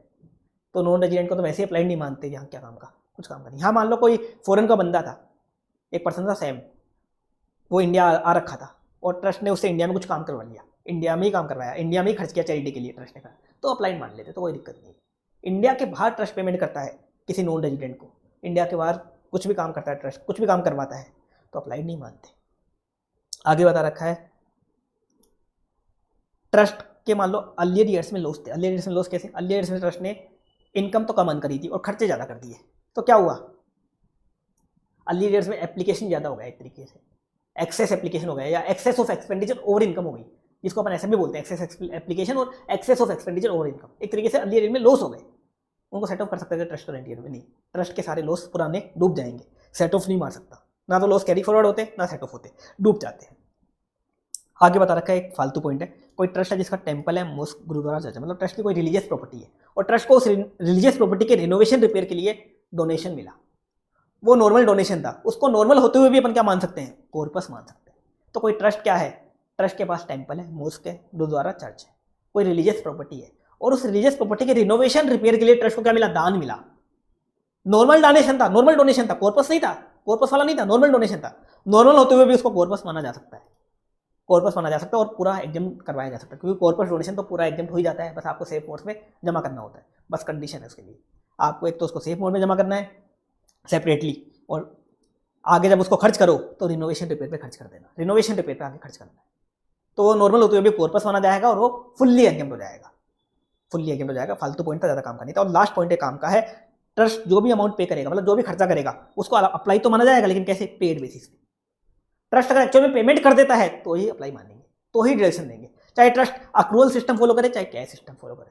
ट्रस्ट कैश सिस्टम भी फॉलो कर सकता है, ट्रस्ट कोई कंपनी नहीं होता, ट्रस्ट क्या होता है, individual, HUF, AOP, BOI, artificial juridical person, इस कैटेगरी में आता है। आर्टिफिशियल जुरिडिकल पर्सन होता है रजिस्टर्ड ट्रस्ट, तो इस कैटेगरी में आता है, तो वो कैश सिस्टम भी फॉलो कर सकता है। तो कैश सिस्टम फॉलो करे, चाहे अक्रूवल सिस्टम फॉलो करे, डिडक्शन कैसे मिलेगी, पेड बेसिस पे, ड्यू बेसिस पे नहीं मिलेगी। चाहे अक्रूवल सिस्टम फॉलो करे, कैश सिस्टम में तो वैसे भी पेड बेसिस होता है, लेकिन अक्रूवल सिस्टम में भी क्या होगा, पेड बेसिस पे। ट्रस्ट अगर पेमेंट कर देगा करंट ईयर में खर्चे का, तो डिडक्शन मिल जाएगी। आरओए की ड्यू डेट तक करेगा तो नहीं, वो नहीं लगेगा। 43 भी मत लगाना पीजीबीबी का, वो कुछ काम के नहीं है, वो कुछ काम के नहीं है। पेड बेसिस पे मिलेगी। तो ट्रस्ट को खर्चों की डिडक्शन कैसे मिलेगी? पेड बेसिस पे ट्रस्ट को खर्चों का पेमेंट करना है। ये था पूरा स्पेशल पॉइंट जो आपको अच्छे से कवर करने हैं, क्योंकि आपको फिर इन्हीं के बेसिस पे चीज़ें लेस करनी है। 15% तो आपने लेस कर दिया, फिर अमाउंट अप्लाइड आप लेस करोगे, तो इन्हीं पॉइंट्स के बेसिस पे आपको लेस करना है कि अप्लाइड माने या ना माने, लेस करें या ना करें। अब अगला पॉइंट है, ज़्यादा काम का नहीं है, ये है डीम्ड अप्लाइड वाला। डीम्ड अप्लाइड वाला केस क्या है? ये क्या बोलता है? ट्रस्ट को या तो मान लो प्रीवियस ईयर में इनकम रिसीव ही नहीं हुई, प्रीवियस ईयर में इनकम रिसीव ही नहीं हुई। अब प्रीवियस ईयर में मान लो ट्रस्ट की कुछ इनकम थी जो रिसीव नहीं हो पाई ट्रस्ट को। अब रिसीव नहीं हुई तो ट्रस्ट बेचारा उसको खर्च कैसे करे? खर्च तो कर ही नहीं सकता, जब पैसा आया ही नहीं ट्रस्ट के पास तो खर्च कैसे करे? तो जितनी इनकम रिसीव नहीं हुई ट्रस्ट को, जैसे मान लो 3 लाख रुपीज़ रिसीव नहीं हुए ट्रस्ट को, अब 3 लाख को अप्लाइड कैसे करे? तो ट्रस्ट इस 3 लाख को लेस कर सकता है, डीम्ड अप्लाइड मान के लेस कर सकता है। इनकम ही है, रिसीव नहीं हुई, ट्रस्ट ने कुछ खर्चा भी नहीं किया, तो 3 लाख की ये इनकम है जो रिसीव नहीं हुई, ट्रस्ट इसको भी 3 लाख को लेस कर सकता है डीम्ड अप्लाइड मान के। बस उसके लिए कंडीशन है, ट्रस्ट को एक वादा करना पड़ेगा एओ से। ट्रस्ट को एक वादा करना पड़ेगा किससे? एओ, डिपार्टमेंट वालों से। और वादा भी कब तक करना है? आरओआई की ड्यू डेट से 2 महीने पहले पहले, कम से कम 2 महीने पहले पहले वादा करना है। वादा क्या करना है कि जो इनकम ट्रस्ट को रिसीव नहीं हुई, वो उस इनकम को या तो जिस ईयर में रिसीव हो जाएगी उस ईयर में अप्लाई कर देगा, या उससे नेक्स्ट ईयर में अप्लाई कर देगा। अगर ट्रस्ट ऐसा नहीं करता, जिस ईयर में ये वादा तोड़ता है, तो एओ क्या करे? उस इनकम को ट्रस्ट की डीम्ड इनकम बना दे। ऐसा वादा करना पड़ेगा। और डीम्ड इनकम बन गई तो क्या होगा? 115 बीबीआई में चली जाएगी, स्पेशल रेट से टैक्सेबल हो जाएगी, कोई डिडक्शन भी नहीं मिलता। तो ट्रस्ट को कोई इनकम रिसीव नहीं होती प्रीवियस ईयर में, ट्रस्ट उसको डीम्ड अप्लाइड मान के लेस कर सकता है, बस एक वादा करना पड़ेगा। और वादा तोड़ देता है अगर ट्रस्ट, तो फिर ट्रस्ट के हाथ बुरा हो जाएगा।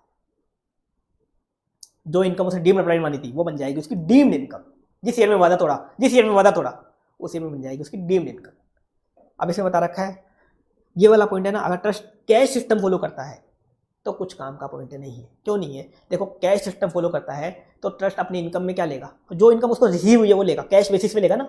जो इनकम उसको रिसीव हो गई, रिसीव बेसिस पे जो भी रिसीव हुई वो इनकम बनाएगा। खर्चे तो चलो रिसीव जो पेड करता है वही अप्लाई होते हैं ट्रस्ट के केस में, चाहे वो अक्रूवल सिस्टम फॉलो करे चाहे कैश सिस्टम। लेकिन इनकम कौन सी लेगा? जो रिसीव हो गई। तो ये 3 लाख बताओ, जो उसको रिसीव नहीं हुए वो उसकी इनकम का पार्ट होंगे क्या? अगर ट्रस्ट कैश सिस्टम फॉलो करता है तो 3 लाख पार्ट होंगे? नहीं होंगे। ये 3 लाख उसकी इनकम का पार्ट ही नहीं होंगे, तो इनको अप्लाई मारने की जरूरत ही नहीं है। जब ट्रस्ट ने इसको इनकम बनाया ही नहीं तो अप्लाई मारने की जरूरत क्या है? तो ये पॉइंट इग्नोर हो जाएगा, कुछ काम का नहीं है पॉइंट, कुछ काम का नहीं है। अगर कैश सिस्टम का क्वेश्चन आ जाए, बस इतना डिफरेंट होता है, एक ही पॉइंट डिफरेंट होता है ये वाला, कि ट्रस्ट को कुछ इनकम ऐसी दे रखी है क्वेश्चन में जो रिसीव नहीं हुई, तो उसको लेस करोगे क्या? लेस नहीं करना, इग्नोर कर देना पॉइंट को। कैश सिस्टम फॉलो करता है तो ट्रस्ट, और कैश सिस्टम नहीं फॉलो करता तो लेस कर देना। अपन ये मानेंगे ट्रस्ट ने उसे वादा कर लिया, ट्रस्ट ने उसे वादा कर लिया, लेस कर देंगे अगर अक्रूवल सिस्टम का क्वेश्चन आता है तो। अगर ऐसा कोई पॉइंट आ भी गया तो। दूसरा पॉइंट, ट्रस्ट को इनकम रिसीव तो हो गई, लेकिन कब हुई? लास्ट डे, प्रीवियस ईयर के लास्ट डे में, या तो 31 मार्च को, या 30 मार्च को, या 29 मार्च को, ऐसे हुई है। बोलो, ट्रस्ट को मान लो 5 करोड़ रुपए लास्ट 31 मार्च को रिसीव हुए। अब बेचारे को लास्ट डे पे रिसीव हुए, एक दिन में खर्च कैसे करेगा बेचारा? तो उसको भी वो डीम्ड अप्लाइड मान के, उस 5 करोड़ रुपये को वो डीम्ड अप्लाइड मान के लेस कर सकता है। बस कंडीशन है एओ से वादा करना पड़ेगा, वही 2 महीने पहले वादा करना पड़ेगा। वादा क्या करना है कि जो इनकम उसको लास्ट डे पे रिसीव हुई है वो उसको नेक्स्ट ईयर में खर्च कर देगा। अगर वो नेक्स्ट ईयर में खर्च नहीं करता तो नेक्स्ट ईयर में एओ क्या करे? जिस अमाउंट को उसने डीम्ड इनकम बना है, डीम्ड अप्लाइड बना है, उसको वो उसकी डीम्ड इनकम बना दे, ट्रस्ट की क्या बना दे? Deemed income. ऐसा वादा करना पड़ेगा। और अगर ट्रस्ट वादा तोड़ देता है दोनों केस में, तो नेक्स्ट ईयर में क्या बन जाएंगी? दोनों डीम्ड इनकम बन जाएंगी। और डीम्ड इनकम बन गई तो ट्रस्ट की दिक्कतें हो जाएंगी, स्पेशल रेट लगेगी, डिडक्शन भी नहीं मिलेगा। मतलब एक तरीके से जो डिडक्शन पहले मिली थी वो विड्रॉ हो जाएगी एक तरीके से। ये थे डीम्ड अप्लाइड वाला पॉइंट जो अपन ने देख लिया। अब आते हैं अपन सेक्शन 11(2) वाली एग्जीक्यूशन। ये क्या है? अगर ट्रस्ट अपनी इनकम को अकुमुलेट या सेट अपार्ट करता है तो भी ट्रस्ट को डिडक्शन मिल सकती है। अकुमुलेट या सेट अपार्ट मतलब ट्रस्ट को मान लो आगे जाके एक बड़ा मंदिर बनाना है, या ट्रस्ट को मान लो एक धर्मशाला बनानी है। अब मंदिर, धर्मशाला 1 साल की इनकम से तो बनेंगे नहीं, ट्रस्ट को पैसा इकट्ठा करना पड़ेगा, तब जाके बड़ा मंदिर, बड़ी धर्मशाला बना सकता है ट्रस्ट। तो उसके लिए वो क्या कर सकता है? इनकम को अकुमुलेट या सेट अपार्ट कर सकता है। जैसे मैं एक एग्जांपल लेता हूँ, मान लो ट्रस्ट को इनकम थी 40 लाख की अदर इनकम। अदर इनकम में से ट्रस्ट ने 6 लाख का 15% का क्या ले लिया? स्टैंडर्ड डिडक्शन ले लिया। बचे कितनी इनकम? 34 लाख। 20 लाख मान लो ट्रस्ट ने इंडिया में अप्लाई कर दी है, 14 लाख की ट्रस्ट की अभी भी टोटल इनकम बच रही है। ट्रस्ट चाहे तो इस 14 लाख को पूरे के पूरे को या इसमें से कुछ पार्ट क्या कर सकता है? अकुमुलेट कर सकता है इकट्ठा। अगर ट्रस्ट का कोई ऑब्जेक्टिव है मंदिर बनाने का, धर्मशाला बनाने का, तो मान लो ट्रस्ट इस 14 लाख में से 10 लाख क्या करना चाहता है? अकुमुलेट करना चाहता है। अक्यूमुलेट इकट्ठा करना चाहता है, तो 10 लाख का भी क्या मिल जाएगा ट्रस्ट को, एग्जेम्पशन मिल जाएगा, अप्लाइड मान लेंगे, लेस कर देंगे और बची हुई फाइनल इनकम आ जाएगी। 10 लाख और लेस हो जाएगा। जितना भी अक्यूमुलेट करना चाहता है, 10 करना चाहता है तो 10 कर लेंगे लेस, 14 करना चाहता है तो 14 कर देंगे, 12 करना चाहता है 12 कर देंगे। जितना अक्यूमुलेट करना चाहता है उतना अक्यूमुलेट कर सकता है, जो उसकी लास्ट इनकम बची हुई है उसमें से भी वो अक्यूमुलेशन कर सकता है। अब कंडीशन है उसके लिए, डिडक्शन तो मिल जाएगा, लेस तो कर देंगे, कंडीशन है आपको क्या करना पड़ेगा, ट्रस्ट को असेसिंग ऑफिसर को एक स्टेटमेंट फर्निश करना पड़ेगा फॉर्म नंबर 10 में। वो भी कब तक करना पड़ेगा, आरओए की जो ड्यू डेट है उससे कम से कम 2 महीने पहले तक स्टेटमेंट फर्निश करके बताना पड़ेगा कि उसका पीरियड क्या है, अक्यूमुलेट कितने टाइम के लिए करना चाहता है, 1 ईयर के लिए इकट्ठा करना चाहता है, 2 ईयर के लिए, 3 ईयर के लिए, 4 ईयर के लिए, 5 ईयर के लिए इकट्ठा करना चाहता है। मैक्सिमम कितने सालों के लिए इकट्ठा कर सकता है इस पैसे को, वो 5 ईयर तक अक्यूमुलेट कर सकता है।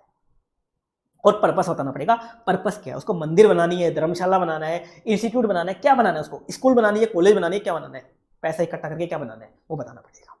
दूसरा, जो अमाउंट उसने अक्यूमुलेट करी, जैसे 10 लाख उसने अक्यूमुलेट करी, उसको सेफ मोड से जमा करवाना है।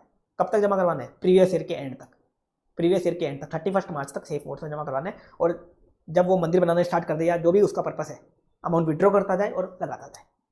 पर तब तक क्या करना है, ऐसा नहीं कि अय्याशी मोड आए, सेफ मोड में जमा करवा दे उस पैसे। 10 लाख अक्यूमुलेट करी, मान लो उसने प्रीवियस ईयर के एंड तक 8 लाख सेफ मोड में जमा करवाए तो 8 लाख का डिडक्शन मिल जाएगा, ये मतलब होगा इसका। लास्ट है, उस अमाउंट को वो किसी दूसरे ट्रस्ट को डोनेट नहीं कर सकता। जो अक्यूमुलेट वाली अमाउंट को वो किसी दूसरे ट्रस्ट को डोनेट भी नहीं कर सकता। वो तो किस में काम आएगी वो अमाउंट, जो पर्पस है ट्रस्ट का, मंदिर बनाने का, धर्मशाला बनाने का, उसी में काम आएगी। उसी में जो पर्पस उसने एओ को बताया उसी पर्पस में उसको यूज करना है, तो अपन डिडक्शन दे देंगे। क्वेश्चन में कंडीशन नहीं लिख रखी, अपन मानेंगे कंडीशन सेटिस्फाई हो रही है, अपन डिडक्शन दे देंगे। कंडीशन लिख रखी है क्वेश्चन में तो देख लेंगे कंडीशन सेटिस्फाई हो रही है नहीं हो रही है तो डिडक्शन दे देंगे। अब ट्रस्ट ने इनकम अक्यूमुलेट तो कर ली 10 लाख। अब क्या है, 10 लाख का अगर ट्रस्ट मान लो गलत यूज करता है या यूज ही नहीं करता, तो वो बन जाएगी ट्रस्ट की डीम्ड इनकम और ट्रस्ट के हाथ बहुत बुरा हो जाएगा। डीम्ड इनकम क्या होती है, 115 बीबीआई में चली जाती है। जो भी डीम्ड इनकम बन रही है ना सारी कहाँ जा रही है, 115 बीबीआई में। ट्रस्ट अगर इस अक्यूमुलेट वाली अमाउंट का गलत यूज करता है या यूज ही नहीं करता, 11(3) में बन जाएगी डीम्ड इनकम। डीम्ड इनकम कैसे बनेगी अभी देख लेते हैं। सबसे पहले मिस यूटिलाइज, ट्रस्ट ने 10 लाख रुपए अक्यूमुलेट किए, ट्रस्ट ने इसका गलत यूज कर दिया, तो जिस ईयर में गलत यूज किया उस ईयर में बन जाएगी डीम्ड इनकम। जिस ईयर में गलत यूज किया उस ईयर में डीम्ड इनकम बन जाएगी। ट्रस्ट ने बोला था, एओ से क्या बोला था, मैं मंदिर बनाऊंगा, और ट्रस्ट खोल रहा है उससे क्लब, डीम्ड इनकम बन जाएगी। दूसरा, ट्रस्ट ने उस अमाउंट को जो अक्यूमुलेट करी, उसको जो पीरियड मांगा था उसने उसमें यूज ही नहीं किया पूरा। पीरियड कितना मांग सकता है, मैक्सिमम 5 ईयर। 4 भी मांग सकता है, 3 भी मांग सकता है, 2 भी मांग सकता है, 1 भी मांग सकता है, 5 से ज़्यादा नहीं मांग सकता। मान लो एक ट्रस्ट ने 5 ईयर मांगे थे, मान लो कैसे मांगे थे, एक एग्जाम्पल लेता हूँ। ये मान लो केस है प्रीवियस ईयर 21-22 का। 21-22 में ट्रस्ट ने 10 लाख अक्यूमुलेट किए मान लो एक बार, और ट्रस्ट ने 5 ईयर मांगे थे कि 5 ईयर में वो यूज़ करेगा। तो 5 ईयर काउंट कैसे होंगे, पहले तो ये देखो, 21-22 से काउंट होंगे क्या, नहीं, नेक्स्ट ईयर से। 21-22 से इनकम अक्यूमुलेट करी है तो 22-23, 23-24, 24-25, 25-26 और 26-27, उसको कब तक खर्च करने हैं पैसे, 26-27 तक खर्च करने हैं, 5 साल में खर्च करने हैं। 21-22 में उसकी 14 लाख की इनकम आ रही थी, 10 लाख वो अक्यूमुलेट कर लिया 21-22 में, तो 10 लाख को उसको कब खर्च करना है, 5 साल का टाइम होता है मैक्सिमम। तो 21-22 से काउंट नहीं होंगे, 22-23 से काउंट होंगे। 21-22 में तो अक्यूमुलेट कर रहा है, 21-22 तो जा चुका, खत्म हो चुका वो, तो उस ईयर में तो इनकम वो अक्यूमुलेट करी है उसने, तो 22-23 से काउंट होंगे। तो 5 ईयर में उसको खर्च करने हैं। 26-27 तक मान लो उसने 10 लाख में से 7 लाख रुपये ही खर्च किए, तो क्या होगा, 3 लाख की बन जाएगी ड्यू इनकम। जितना अमाउंट उसका अनयूटिलाइज है, जितना अमाउंट वो खर्च नहीं कर पाया, वो बन जाएगी उसकी ड्यू इनकम। 3 लाख क्या बन जाएगी, 3 लाख ड्यू इनकम बन जाएगी। कब बनेगी, 26-27 लास्ट ईयर में जो भी स्पेसिफिक पीरियड ट्रस्ट ने मांगा था उसके लास्ट ईयर में। 5 ईयर मांगे तो 5th ईयर में, 4 ईयर मांगे तो 4th ईयर में, 3 ईयर मांगे तो 3rd ईयर में, 2 ईयर मांगे तो 2nd ईयर में, और 1 ही साल मांगा तो 1st ईयर में बन जाएगी ड्यू इनकम। जैसे मान लो इसे 3 ईयर मांगे थे, तो 3 ईयर कौन से होगा, 24-25 में बन जाएगी ड्यू इनकम। 2 ईयर मांगे तो 23-24 में बन जाएगी ड्यू इनकम। जितने भी ईयर मांगे थे उस ईयर में उसको खर्च करना है पैसा, उतने सालों में वो पैसा खर्च नहीं करता, तो जो लास्ट ईयर है, जितने भी मांगे थे उसका जो लास्ट ईयर है उसमें वो बन जाएगी ड्यू इनकम। आगे बता रखा है, उस अमाउंट को ट्रस्ट आगे जाके किसी दूसरे ट्रस्ट को डोनेट कर देता है, तो जितना डोनेट किया दूसरे ट्रस्ट को वो बन जाएगी उसकी ड्यू इनकम। देखा था ना मैंने, डोनेट नहीं कर सकता किसी दूसरे ट्रस्ट को उस अमाउंट को। कौन सी अमाउंट को, अक्यूमुलेट वाली अमाउंट को। उसको तो जो पर्पस है उसी में यूज़ करना है, डोनेट वगैरह नहीं करना, दान वगैरह नहीं देना किसी को। और लास्ट बता रखा है, उस अमाउंट को ट्रस्ट क्या करता है, सेफ मोड से विड्रॉ करके कहीं और रिस्की मोड में इन्वेस्ट कर देता है, शेयर्स वगैरह में इन्वेस्ट कर देता है, ऐसा काम कर देता है, तो ऐसा जिस ईयर में ऐसा कांड किया उस ईयर में बन जाएगी उसकी डिविडेंड इनकम। वो अमाउंट सेफ मोड में रहनी चाहिए, जब उसको मंदिर बनाने में यूज़ करना है तब विड्रॉ करे और लगाता रहे पैसा, ऐसा करना है उसको। तो गलत यूज़ करता है या तो या यूज़ ही नहीं करता तो बन जाएंगी डिविडेंड इनकम। ये अपन ने देख लिया, अब अपन आगे बढ़ते हैं।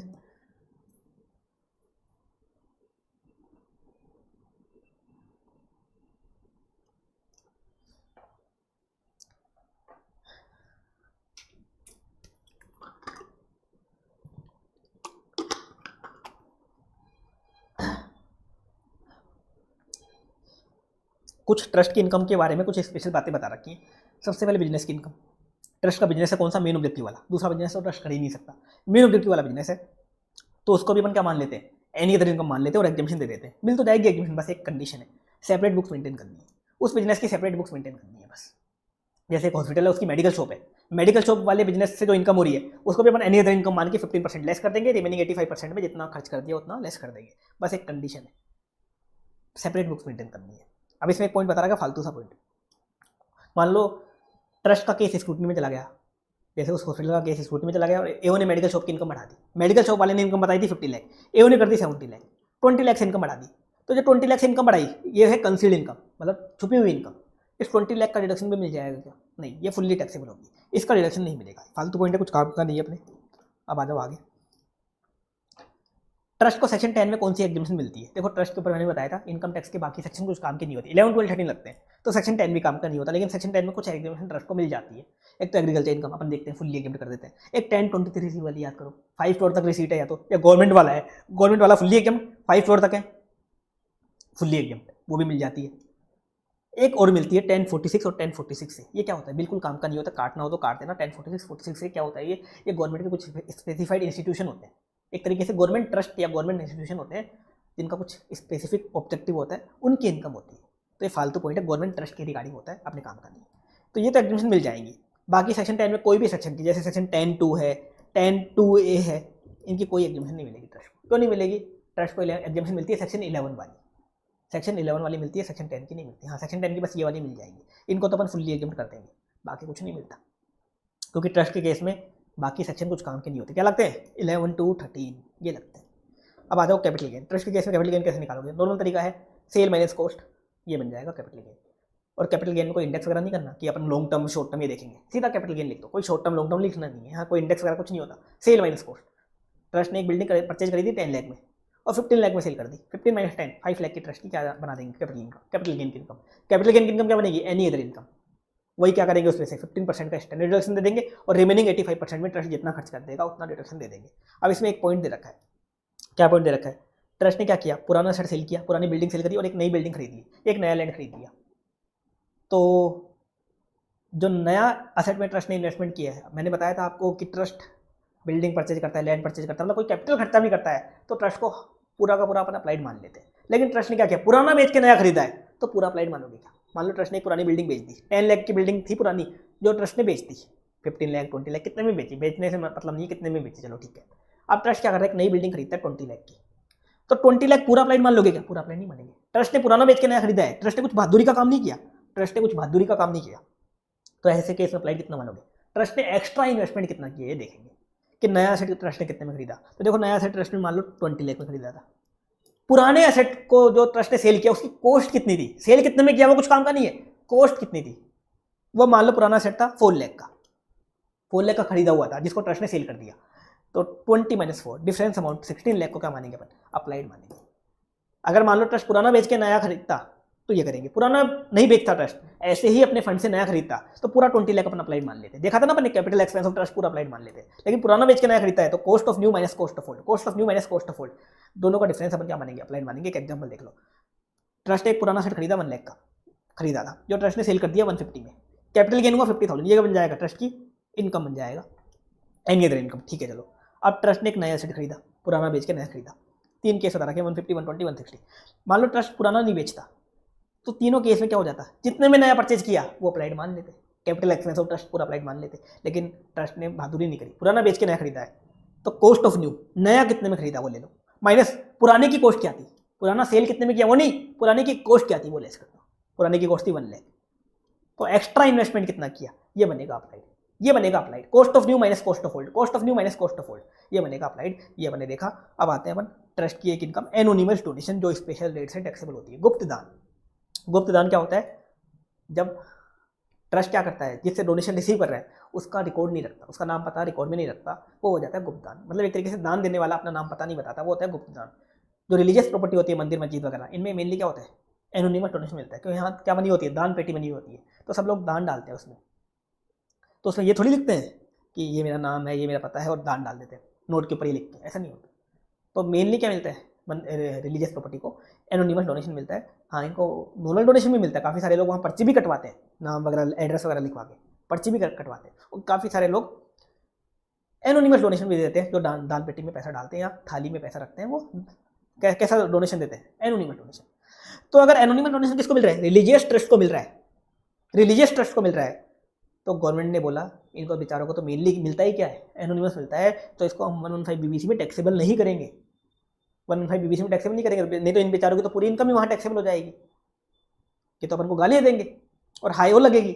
तो इन्होंने बोला कि रिलीजियस ट्रस्ट को अगर एनोनिमस डोनेशन मिलता है तो उसको हम 115 बीबीसी में टैक्सेबल नहीं करेंगे, उसको पूरा क्या मानेंगे, नॉर्मल डोनेशन, पूरा क्या मानेंगे, नॉर्मल, एनी अदर इनकम मान लो आप। तो क्वेश्चन में लिखा हुआ है anonymous donation received by religious trust, anonymous काट दो, लिख लो नॉर्मल, क्या है, नॉर्मल है पूरा।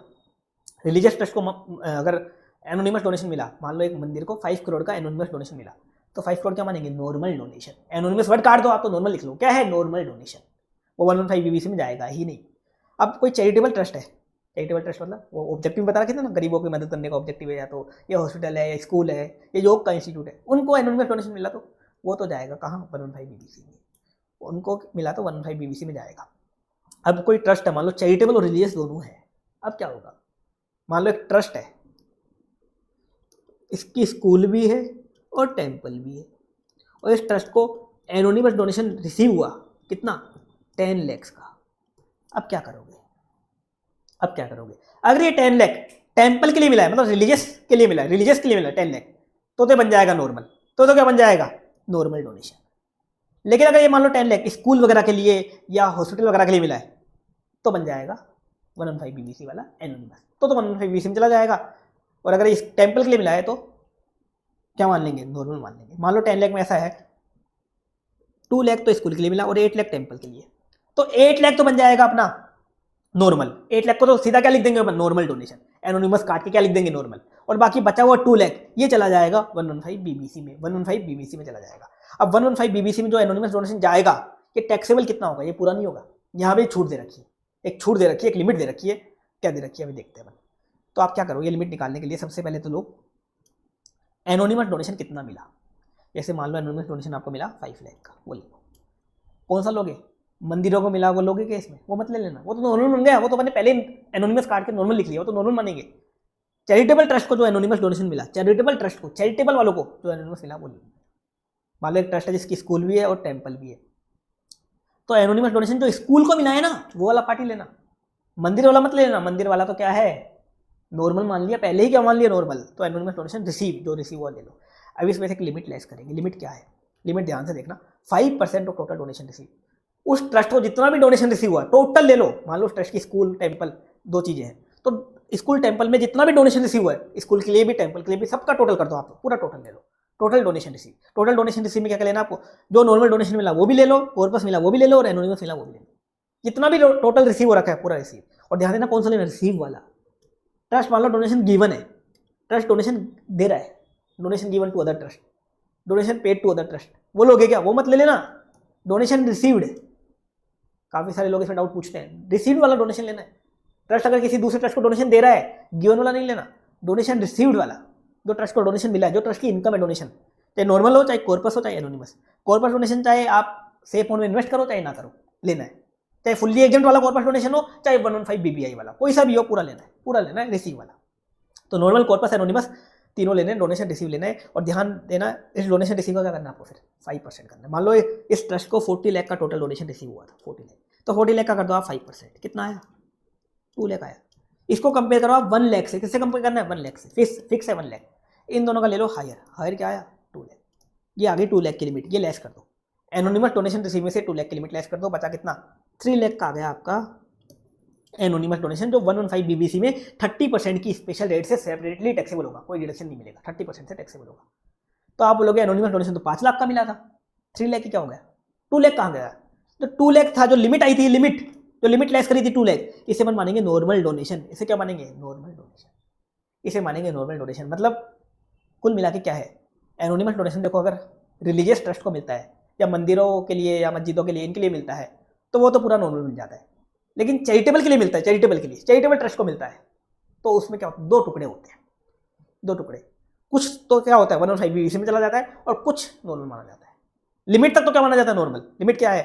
उस ट्रस्ट को, उस चैरिटेबल ट्रस्ट को अगर टोटल डोनेशन का 5% तक मिलता है, 5% तक, 5% तक मिलता है, कोई दिक्कत नहीं है, पूरा मान लो नॉर्मल, पूरा मान लो नॉर्मल 5% तक। लेकिन 5% से जितना ज्यादा मिला एक्सेस वाला बनता है एनोनिमस, एक्सेस वाला टैक्सेबल होता है। तो मान लो इस ट्रस्ट को अगर 2 लाख मिला होता, एनोनिमस डोनेशन कितना मिला होता? 2 लाख, तो 2 lakh minus 2 lakh, anonymous donation taxable कितना होता? नील होता, पूरा 2 लाख बन जाता नॉर्मल। तो बाकी ट्रस्ट के लिए, चैरिटेबल ट्रस्ट के लिए क्या कर दिया? 2 टुकड़े कर दिया एनोनिमस के। लिमिट तक तो मान लो नॉर्मल और बाकी मान लो एनोनिमस। लिमिट क्या है? 5% ऑफ टोटल डोनेशन रिसीव और 1 lakh, 5% of total donation receive और 1 लाख, इन दोनों का हायर। तो anonymous donation receive minus limit करेंगे, ये आ जाएगा एनोनिमस डोनेशन जो 115 बीबीसी में स्पेशल रेट से टैक्सेबल होगा। और ये वाला पॉइंट हर क्वेश्चन में आपको मिलेगा, जो टोटल इनकम के जो क्वेश्चन होंगे ना, हर क्वेश्चन में ये वाला पॉइंट मिलेगा। इस पॉइंट को अच्छे से देख लेना। अब इसमें एक ध्यान देना, क्वेश्चन में कभी कभी ट्रस्ट को मिला हुआ होता है गवर्नमेंट ग्रांट। मैंने बताया था ट्रस्ट को गवर्नमेंट ग्रांट भी मिलते हैं, गवर्नमेंट ग्रांट नॉर्मल वाला भी, कॉर्पस वाला भी, ये मिलते हैं ट्रस्ट को, ये भी ट्रस्ट की इनकम होते हैं। तो गवर्नमेंट ग्रांट को भी इस लिमिट की कैलकुलेशन में लेना है क्या? लिमिट की कैलकुलेशन में गवर्नमेंट ग्रांट को भी लेना है क्या? देखो प्रोविजन में वर्ड क्या है? यहाँ पे डोनेशन वर्ड है, प्रोविजन में वर्ड है डोनेशन। डोनेशन और गवर्नमेंट ग्रांट सेम होते हैं क्या? नहीं होते सेम। डोनेशन होता है दान, गवर्नमेंट ग्रांट क्या होता है? गवर्नमेंट आपको मदद करती है, गवर्नमेंट आपको दान नहीं देती। अगर आप कुछ कंडीशन पूरी कर देते हो तो गवर्नमेंट फिर आपकी मदद करती है, वो होते हैं गवर्नमेंट ग्रांट, गवर्नमेंट असिस्टेंस, वो होती है गवर्नमेंट ग्रांट। तो दान अलग चीज़ है, गवर्नमेंट ग्रांट अलग चीज़ है। गवर्नमेंट ग्रांट कब मिलते हैं? जब आप कुछ कंडीशन पूरी कर देते हो, गवर्नमेंट ने आपसे कुछ काम करवाया, कुछ कंडीशन करवाई, वो पूरी करी, तब मिलते हैं। और दान तो ऐसे ही मिलता है। दान और गवर्नमेंट ग्रांट दोनों चीज़ें अलग होती हैं, अगर आप सर्च भी करोगे गूगल पे अलग होगी। तो प्रोविजन में यहाँ डोनेशन वर्ड है, तो गवर्नमेंट ग्रांट अगर आपको दे रखा है क्वेश्चन में कि गवर्नमेंट ग्रांट ट्रस्ट को रिसीव हो रखा है 5 लाख का, तो इस लिमिट की कैलकुलेशन में लोगे क्या? मत लेना, चाहे नॉर्मल हो चाहे कॉर्पस हो, कोई सा भी गवर्नमेंट ग्रांट नहीं लेना, यहाँ खाली डोनेशन वर्ड है, तो नहीं लेना। इंस्टीट्यूट में नहीं लेता। लेकिन क्या है, ट्रस्ट की ITR जाती है ना जो, उस ITR में इस लिमिट की कैलकुलेशन में वहाँ गवर्नमेंट ग्रांट का ऑप्शन भी दे रखा है, गवर्नमेंट ग्रांट का, मतलब वहाँ गवर्नमेंट ग्रांट आप ले सकते हो, लेना चाहो तो ऑप्शन दे रखा है वहाँ पे। तो ITR अपन फॉलो करें क्या, या प्रोविजन फॉलो करें? फॉलो तो अपन को प्रोविजन करना है, ITR भूल जाओ। इंस्टीट्यूट क्या करता है? प्रोविजन फॉलो करता है, नहीं लेता गवर्नमेंट ग्रांट फर्स्ट अल्टरनेटिव में। कभी कभार इंस्टीट्यूट क्या करता है? अल्टरनेटिव आंसर दे देता है। कैसे देता है? पहला मेन आंसर तो क्या करता है इंस्टीट्यूट? गवर्नमेंट ग्रांट को इग्नोर करके लिमिट निकालता है, फिर एक अल्टरनेटिव, बस आंसर नहीं देता, एक नोट देता है, एज पर ITR, चाहो तो आप गवर्नमेंट ग्रांट भी ले सकते हो, बस इतना नोट देता है। तो आपको क्या करना है? इग्नोर करना है गवर्नमेंट ग्रांट को, इस लिमिट की कैलकुलेशन में नहीं लेना, क्योंकि इंस्टीट्यूट अल्टरनेटिव आंसर भी पूरा कैलकुलेट करके नहीं देता कि पूरा कैलकुलेट करके दे रहा है, बस एक लाइन का नोट दे देता है। तो इंस्टीट्यूट लेता नहीं है इसको, ये मान के अपन को भी इग्नोर करना है। अपन को भी प्रोविजन के अकॉर्डिंग चलना है, ITR के अकॉर्डिंग नहीं चलना। ITR में कुछ भी लिखा हुआ हो, ITR को फॉलो नहीं करना हमको, क्या चलना है? प्रोविजन के अकॉर्डिंग। क्योंकि क्यों चलेंगे ऐसे? क्योंकि इंस्टीट्यूट जो फॉलो करता है अपन को वही फॉलो करना है, मार्क्स चाहिए तो। बाकी मार्क्स नहीं चाहिए तो आप कुछ भी कर सकते हो। बाकी अगर आप अल्टरनेटिव आंसर दोगे तो वैसे टाइम लग जाएगा। अगर आप मान लो 2 आंसर करके आते हो तो एग्जाम में काफ़ी टाइम लग जाएगा, इतना टाइम होता नहीं है। हाँ, चाहो तो आप एक नोट दे सकते हो कि गवर्नमेंट ग्रांट को भी लिया जा सकता था एज पर ITR, ये नोट दे सकते हो, देना चाहो तो। बाकी आपको गवर्नमेंट ग्रांट कैलकुलेशन में नहीं लेना, क्योंकि काफ़ी सारे टीचर क्या होते हैं, बोलते हैं कि गवर्नमेंट ग्रांट ले लो, ITR के अकॉर्डिंग करवाते हैं वो, लेकिन इंस्टीट्यूट के अकॉर्डिंग अपन चले और प्रोविजन के अकॉर्डिंग चले तो नहीं लेना। तो अब अपन स्टार्ट करते हैं ट्रस्ट का प्रोसीजर वाला पार्ट। प्रोसीजर वाले पार्ट में सबसे पहले अपन देखेंगे सेक्शन 11 का। अगर आपको बेनिफिट लेना है, मतलब ट्रस्ट को अगर सेक्शन 11 का बेनिफिट लेना है, तो उसको सेक्शन 12A बोलता है कि कुछ कंडीशन दे रखी है, ये कंडीशन पूरी करनी पड़ेगी। अब क्या क्या कंडीशन है? पहला, सबसे पहले जो भी ट्रस्ट या इंस्टीट्यूशन है उसको रजिस्टर्ड होना पड़ेगा, तो ही सेक्शन 11 वाला एग्जेम्पशन मिलेगा। कहाँ रजिस्टर्ड होना पड़ेगा? सेक्शन 12AB के अंदर। 12AB के अंदर रजिस्ट्रेशन लेना पड़ेगा, तो ही ट्रस्ट को क्या मिलेगा? सेक्शन 11 का एग्जेम्पशन मिलेगा। अब देखो, पहले क्या होता था, रजिस्ट्रेशन के सेक्शन एक तो होते थे 12AA, 12AA बंद हुआ, उसके बाद आया 12AB, ठीक है। पहले एक सेक्शन और होता है अपना सेक्शन 1023C, आप इसके अंदर भी रजिस्ट्रेशन ले सकते थे। 1023C में अपन देखा था ना, पॉइंट नंबर 3 में भी क्या था? सेम 12AB वाला प्रोसीजर बता रखा था कि अगर आपकी ग्रोस रिसीट किसकी? इंस्टीट्यूशंस की। कौन से इंस्टीट्यूशन? एजुकेशनल और मेडिकल इंस्टीट्यूशन। तो वो एजुकेशनल और मेडिकल इंस्टीट्यूशन चाहते तो इसमें भी रजिस्ट्रेशन ले सकते थे। सेम प्रोसेस था, सेम टू सेम प्रोसेस जो 12AB में बता रखा है। पर जब सेम ही था बिल्कुल 1023C और 12AB, तो अब इन्होंने क्या किया, इन्होंने बोला अब सबको कहाँ लेना पड़ेगा? 12AB, क्योंकि प्रोसेस ही सेम है और उसमें एग्जामिशन भी कौन सी मिलती है? याद करो, मैंने बताया आपको, अभी बताया था। क्या बताया था? सेम सेक्शन 11 वाली, वही सेम 15% का स्टैंडर्ड डिडक्शन और रिमेनिंग 85% में जितना आप खर्च कर दोगे उतना डिडक्शन मिल जाएगा। पॉइंट नंबर 3 की बात कर रहा हूँ, 1 और 2 में तो कुछ लेना ही नहीं पड़ता अगर ग्रोस रिसीट 5 करोड़ तक है तो, या आप गवर्नमेंट वाले हो तो कुछ लेना ही नहीं पड़ता। लेकिन 5 करोड़ से ज़्यादा है तो उसमें एजुकेशनल या मेडिकल इंस्टीट्यूशन को पहले 1023C में क्या करना पड़ता था? अप्रूवल लेना पड़ता था, अप्रूवल या रजिस्ट्रेशन। तो 1023C और 12AB में सेम प्रोसेस था, same to same, copy paste लिखा हुआ था। तो इन्होंने देखा बिल्कुल कॉपी पेस्ट है, पागलपन कर रखा था इन्होंने, तो अब इन्होंने बोल दिया कि 12AB ही लेना पड़ेगा, 12AB ही लेना पड़ेगा। पहले जिन्होंने ले रखा है उनकी ठीक है, लेकिन आगे से क्या लेना पड़ेगा? 12AB, चाहे वो ट्रस्ट हो चाहे इंस्टीट्यूशन हो, क्योंकि बिल्कुल सेम चीज़ है, बिल्कुल सेम प्रोसेस है, सब कुछ सेम है। अब दूसरी कंडीशन क्या बोलती है? अगर ट्रस्ट की टोटल इनकम सेक्शन 11 का एग्जामिशन लेने से पहले बेसिक एग्जामिशन लिमिट से ज़्यादा आती है, सेक्शन 11 का एग्जामिशन लेस करने से पहले अगर बेसिक एग्जामिशन लिमिट से ज़्यादा आ जाती है तो ट्रस्ट को एक तो बुक्स एंड डॉक्यूमेंट्स मेंटेन करनी है और ट्रस्ट को ऑडिट भी करवानी है, ऑडिट भी करवानी है। और लास्ट कंडीशन क्या है? ट्रस्ट को अपनी return of income due date तक फाइल करनी है, लेट फाइल नहीं करनी। अगर ये सारी कंडीशन सेटिस्फाई होंगी तो ही ट्रस्ट को सेक्शन 11 का एग्जामिशन मिलेगा। रजिस्टर होना चाहिए, बुक्स एंड डॉक्यूमेंट्स मेंटेन करनी है, ऑडिट करवानी है और रिटर्न टाइम पे फाइल करनी है। अब रजिस्ट्रेशन जो ट्रस्ट करवाएगा, 12AB बताता है रजिस्ट्रेशन का क्या प्रोसीजर है, पूरा प्रोसीजर पार्ट है ये। आने के हालांकि चांस कम होते हैं, लेकिन कभी कभार पूछ ले सकते हैं आपसे, तो पूछा जा चुका है पहले भी, तो आगे भी पूछ सकते हैं। तो एक बार देख लो क्या है रजिस्ट्रेशन का प्रोसीजर, अपन देख लेते हैं। सबसे पहले एक होता है प्रोविजनल रजिस्ट्रेशन या प्रोविजनल अप्रूवल, एक होता है फाइनल रजिस्ट्रेशन या फाइनल अप्रूवल। अप्रूवल बोल दो, रजिस्ट्रेशन बोल दो, एक ही बात है। तो सबसे पहले अपन देख रहे हैं प्रोविजनल रजिस्ट्रेशन। ये क्या होता है? देखो, कोई ट्रस्ट बना, मान लो किसी ने ट्रस्ट क्रिएट कर लिया, अभी चैरिटेबल ट्रस्ट या तो या रिलीजियस ट्रस्ट बना लिया, या चैरिटेबल और रिलीजियस ट्रस्ट बना लिया। अभी काम धंधा स्टार्ट नहीं किया उसने, काम धंधा मतलब जैसे मान लो एक जने ने ट्रस्ट बनाया गरीबों की मदद करने का, तो अभी उसने गरीबों की मदद करना स्टार्ट नहीं किया, ट्रस्ट ने अभी गरीबों की मदद करना स्टार्ट नहीं किया, गरीबों को कंबल बांटने थे वो काम करना स्टार्ट नहीं किया, ट्रस्ट ने कुछ नहीं किया अभी। तो ट्रस्ट बताओ रजिस्ट्रेशन ले सकता है क्या? ऐसा ट्रस्ट भी रजिस्ट्रेशन ले सकता है। ऐसा ट्रस्ट जिसने कुछ काम स्टार्ट ही नहीं किया वो क्या ले सकता है? पहले प्रोविजनल रजिस्ट्रेशन ले सकता है, प्रोविजनल रजिस्ट्रेशन, प्रोविजनल रजिस्ट्रेशन ले सकता है। तो अब प्रोविजनल रजिस्ट्रेशन की एप्लीकेशन कब तक करनी पड़ेगी? जिस प्रीवियस ईयर के लिए अगर आप प्रोविजनल रजिस्ट्रेशन लेना चाहते हो, जिस प्रीवियस ईयर के लिए आप प्रोविजनल रजिस्ट्रेशन लेना चाहते हो, उस प्रीवियस ईयर की स्टार्टिंग से कम 1 महीना पहले, उस प्रीवियस ईयर की स्टार्टिंग से कम 1 महीना पहले, जैसे मान लो आप प्रीवियस ईयर 24-25 के लिए प्रोविजनल रजिस्ट्रेशन लेना चाहते हो, तो इसकी स्टार्टिंग होगी 1 अप्रैल को, 1 अप्रैल 24 को। तो इससे कम 1 महीना पहले, मतलब 28 Feb 24 तक आपको एप्लीकेशन करना पड़ेगा प्रोविजनल रजिस्ट्रेशन के लिए। ये बोलता है ये पॉइंट। अब इसमें आगे बोलता है कि आप रजिस्ट्रेशन कौन देगा आपको? कमिश्नर देगा। कमिश्नर कौन होता है? डिपार्टमेंट का बंदा होता है कमिश्नर। कमिश्नर क्या होता है? एक तरीके से एओ का पापा होता है। मैं आपको असेसमेंट प्रोसीजर चैप्टर में बताऊंगा कि कमिश्नर कौन होता है, एओ का पापा। तो कमिश्नर आपको रजिस्ट्रेशन देगा, कब तक दे देगा? जिस मंथ में आपने एप्लीकेशन करी उस मंथ के एंड से 1 महीने के अंदर अंदर आपको प्रोविजनल रजिस्ट्रेशन दे देगा। इतनी जल्दी दे देगा। जल्दी क्यों दे देगा? इसको कुछ चेक ही नहीं करना भी, अभी तो आपने एक्टिविटी स्टार्ट ही नहीं करी, बस आप तो अभी प्रोविजनल रजिस्ट्रेशन ले रहे हो। और प्रोविजनल रजिस्ट्रेशन क्या होता है? 3 ईयर के लिए वैलिड होता है, 3 साल के लिए वैलिड होता है। 3 साल के अंदर अंदर आपको फिर क्या करना पड़ता है? फाइनल के लिए अप्लाई करना पड़ता है। 3 साल के अंदर अंदर आपको, जैसे ही आपने अपनी एक्टिविटी कमेंस करी, जैसे ही आपने गरीबों की मदद करना स्टार्ट किया, उसके 6 महीने के अंदर अंदर या जो प्रोविजनल रजिस्ट्रेशन का जो टाइम है इसके अंदर अंदर आपको क्या करना पड़ता है? फाइनल रजिस्ट्रेशन के लिए अप्लाई करना पड़ता है, फिर फाइनल रजिस्ट्रेशन लेना पड़ता है। अब इसमें एक चीज़ और बता रखी है, किसी ट्रस्ट ने अपनी एक्टिविटी स्टार्ट कर दी, अभी रजिस्टर नहीं है ट्रस्ट, मान लो एक ट्रस्ट है गरीबों की मदद करने वाला, ट्रस्ट बना और उसने गरीबों की मदद करना स्टार्ट भी कर दिया। जैसे ही उसने अपनी एक्टिविटी स्टार्ट करी उसके बाद वो डायरेक्टली क्या कर सकता है? डायरेक्टली फाइनल रजिस्ट्रेशन के लिए अप्लाई कर सकता है। किसी भी टाइम पे डायरेक्टली क्या कर सकता है? फाइनल रजिस्ट्रेशन के लिए अप्लाई कर सकता है। उसको फिर प्रोविजनल लेने की नीड नहीं है, प्रोविजनल लेने की उसको नीड नहीं है, डायरेक्टली फाइनल के लिए अप्लाई कर सकता है। फिर आप बोलोगे प्रोविजनल क्यों लेते हैं ट्रस्ट?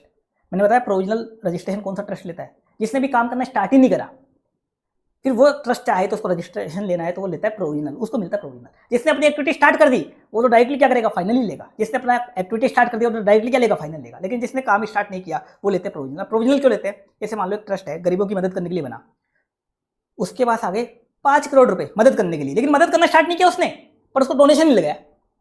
अब रजिस्टर्ड नहीं है तो बताओ डोनेशन तो टैक्सेबल हो जाएगा, रजिस्टर्ड होता तो उसको फिर सेक्शन 11 वाली एग्जेम्पशन मिल जाती।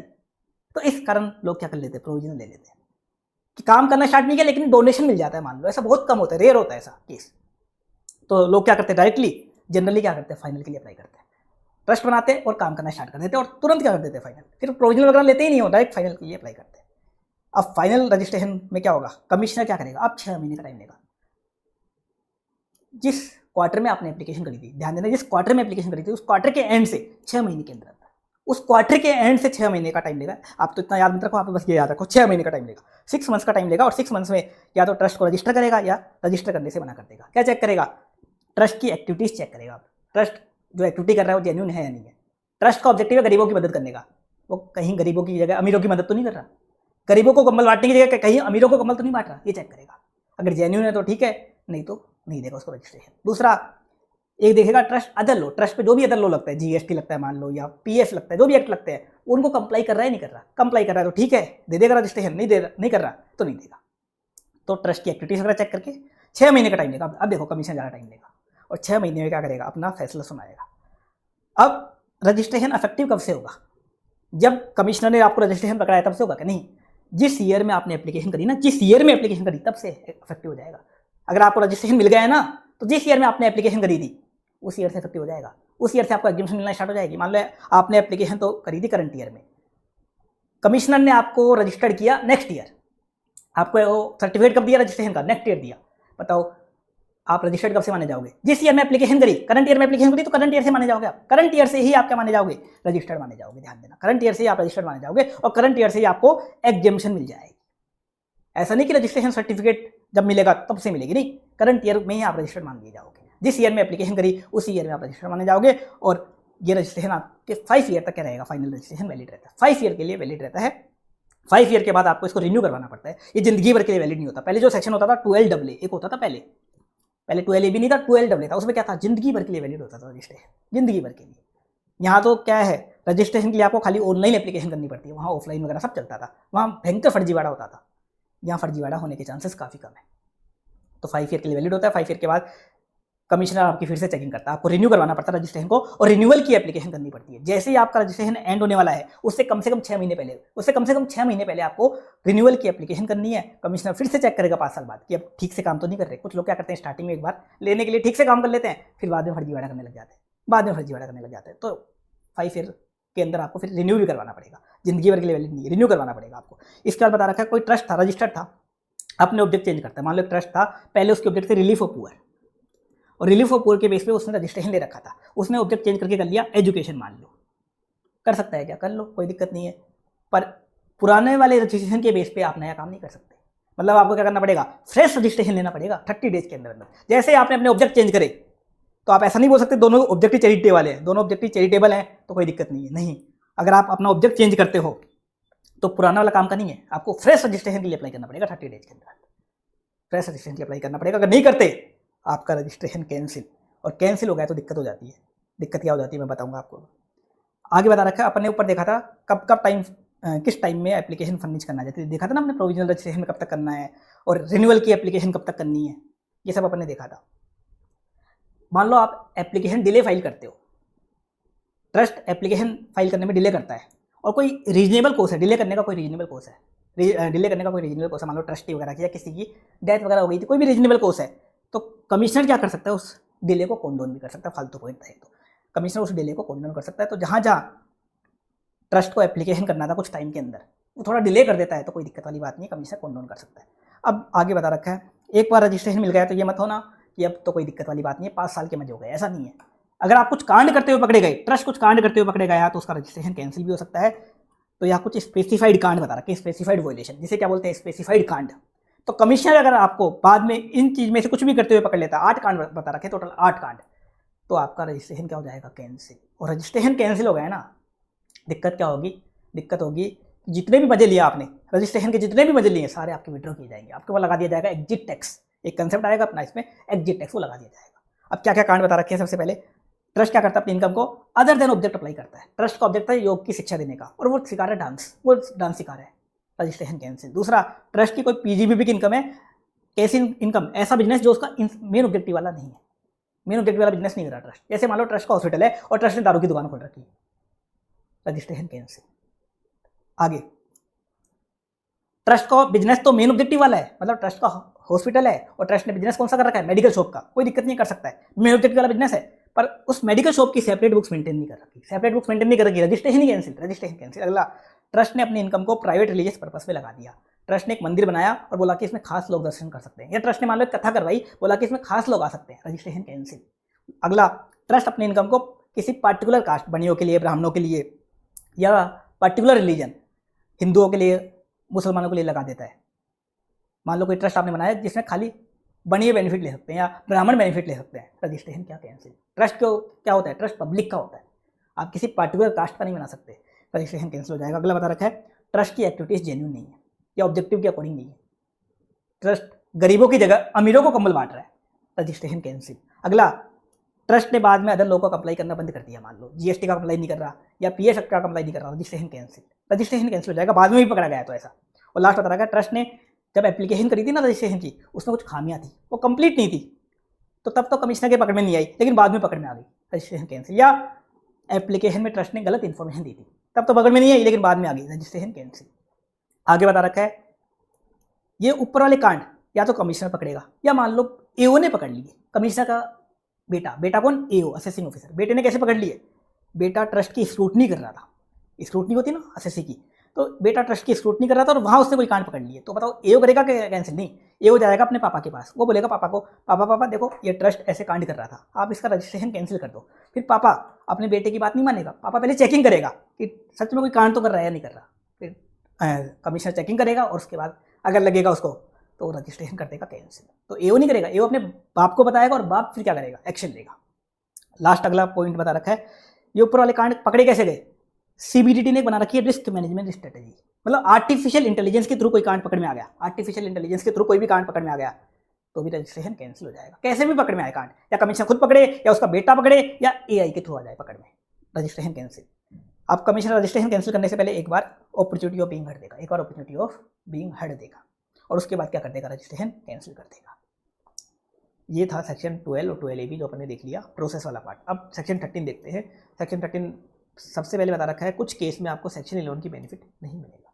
कौन कौन से केस बता रखे हैं, ऊपर के 2 केस तो फालतू है, काट दो केस क्या है, ट्रस्ट पार्टिकुलर रिलीजियस पर्पस में अपनी इनकम खर्च करता है या किसी कास्ट या कम्युनिटी में खर्च करता है, जो अपन ने ऊपर देखे थे ऊपर। इन 2 केस में तो क्या होगा, रजिस्ट्रेशन ही कैंसिल हो जाएगा, तो एग्जीबिशन तो भूल ही जाओ कहाँ मिलेगा। तो 2 पॉइंट तो यहाँ फालतू दे रखे कुछ काम के लिए, जब रजिस्ट्रेशन ही कैंसिल होगा तो एग्जीबिशन मिलेगा ही कहाँ, तो ये कुछ काम के नहीं। अब 2 पॉइंट जो है ये काम के, 2 और केस बता रखे हैं जहाँ आपको सेक्शन 11 का बेनिफिट नहीं मिलेगा। पहला केस, ट्रस्ट अपनी इनकम से अपनी रिलेटेड पर्सन को फायदा पहुंचाता है, ट्रस्ट अपने रिलेटिव को फायदा पहुंचाता है अपनी इनकम से, तो जितना फायदा पहुंचाया ट्रस्ट ने उस इनकम से उसको सेक्शन 11 का बेनिफिट नहीं मिलेगा। कौन सा फायदा पहुंचाया अभी देखो, मैं बताता हूँ आपको।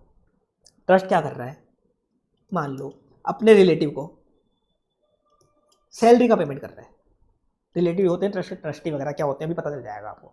सैलरी कितना पेमेंट कर रहा है, 5 लाख का।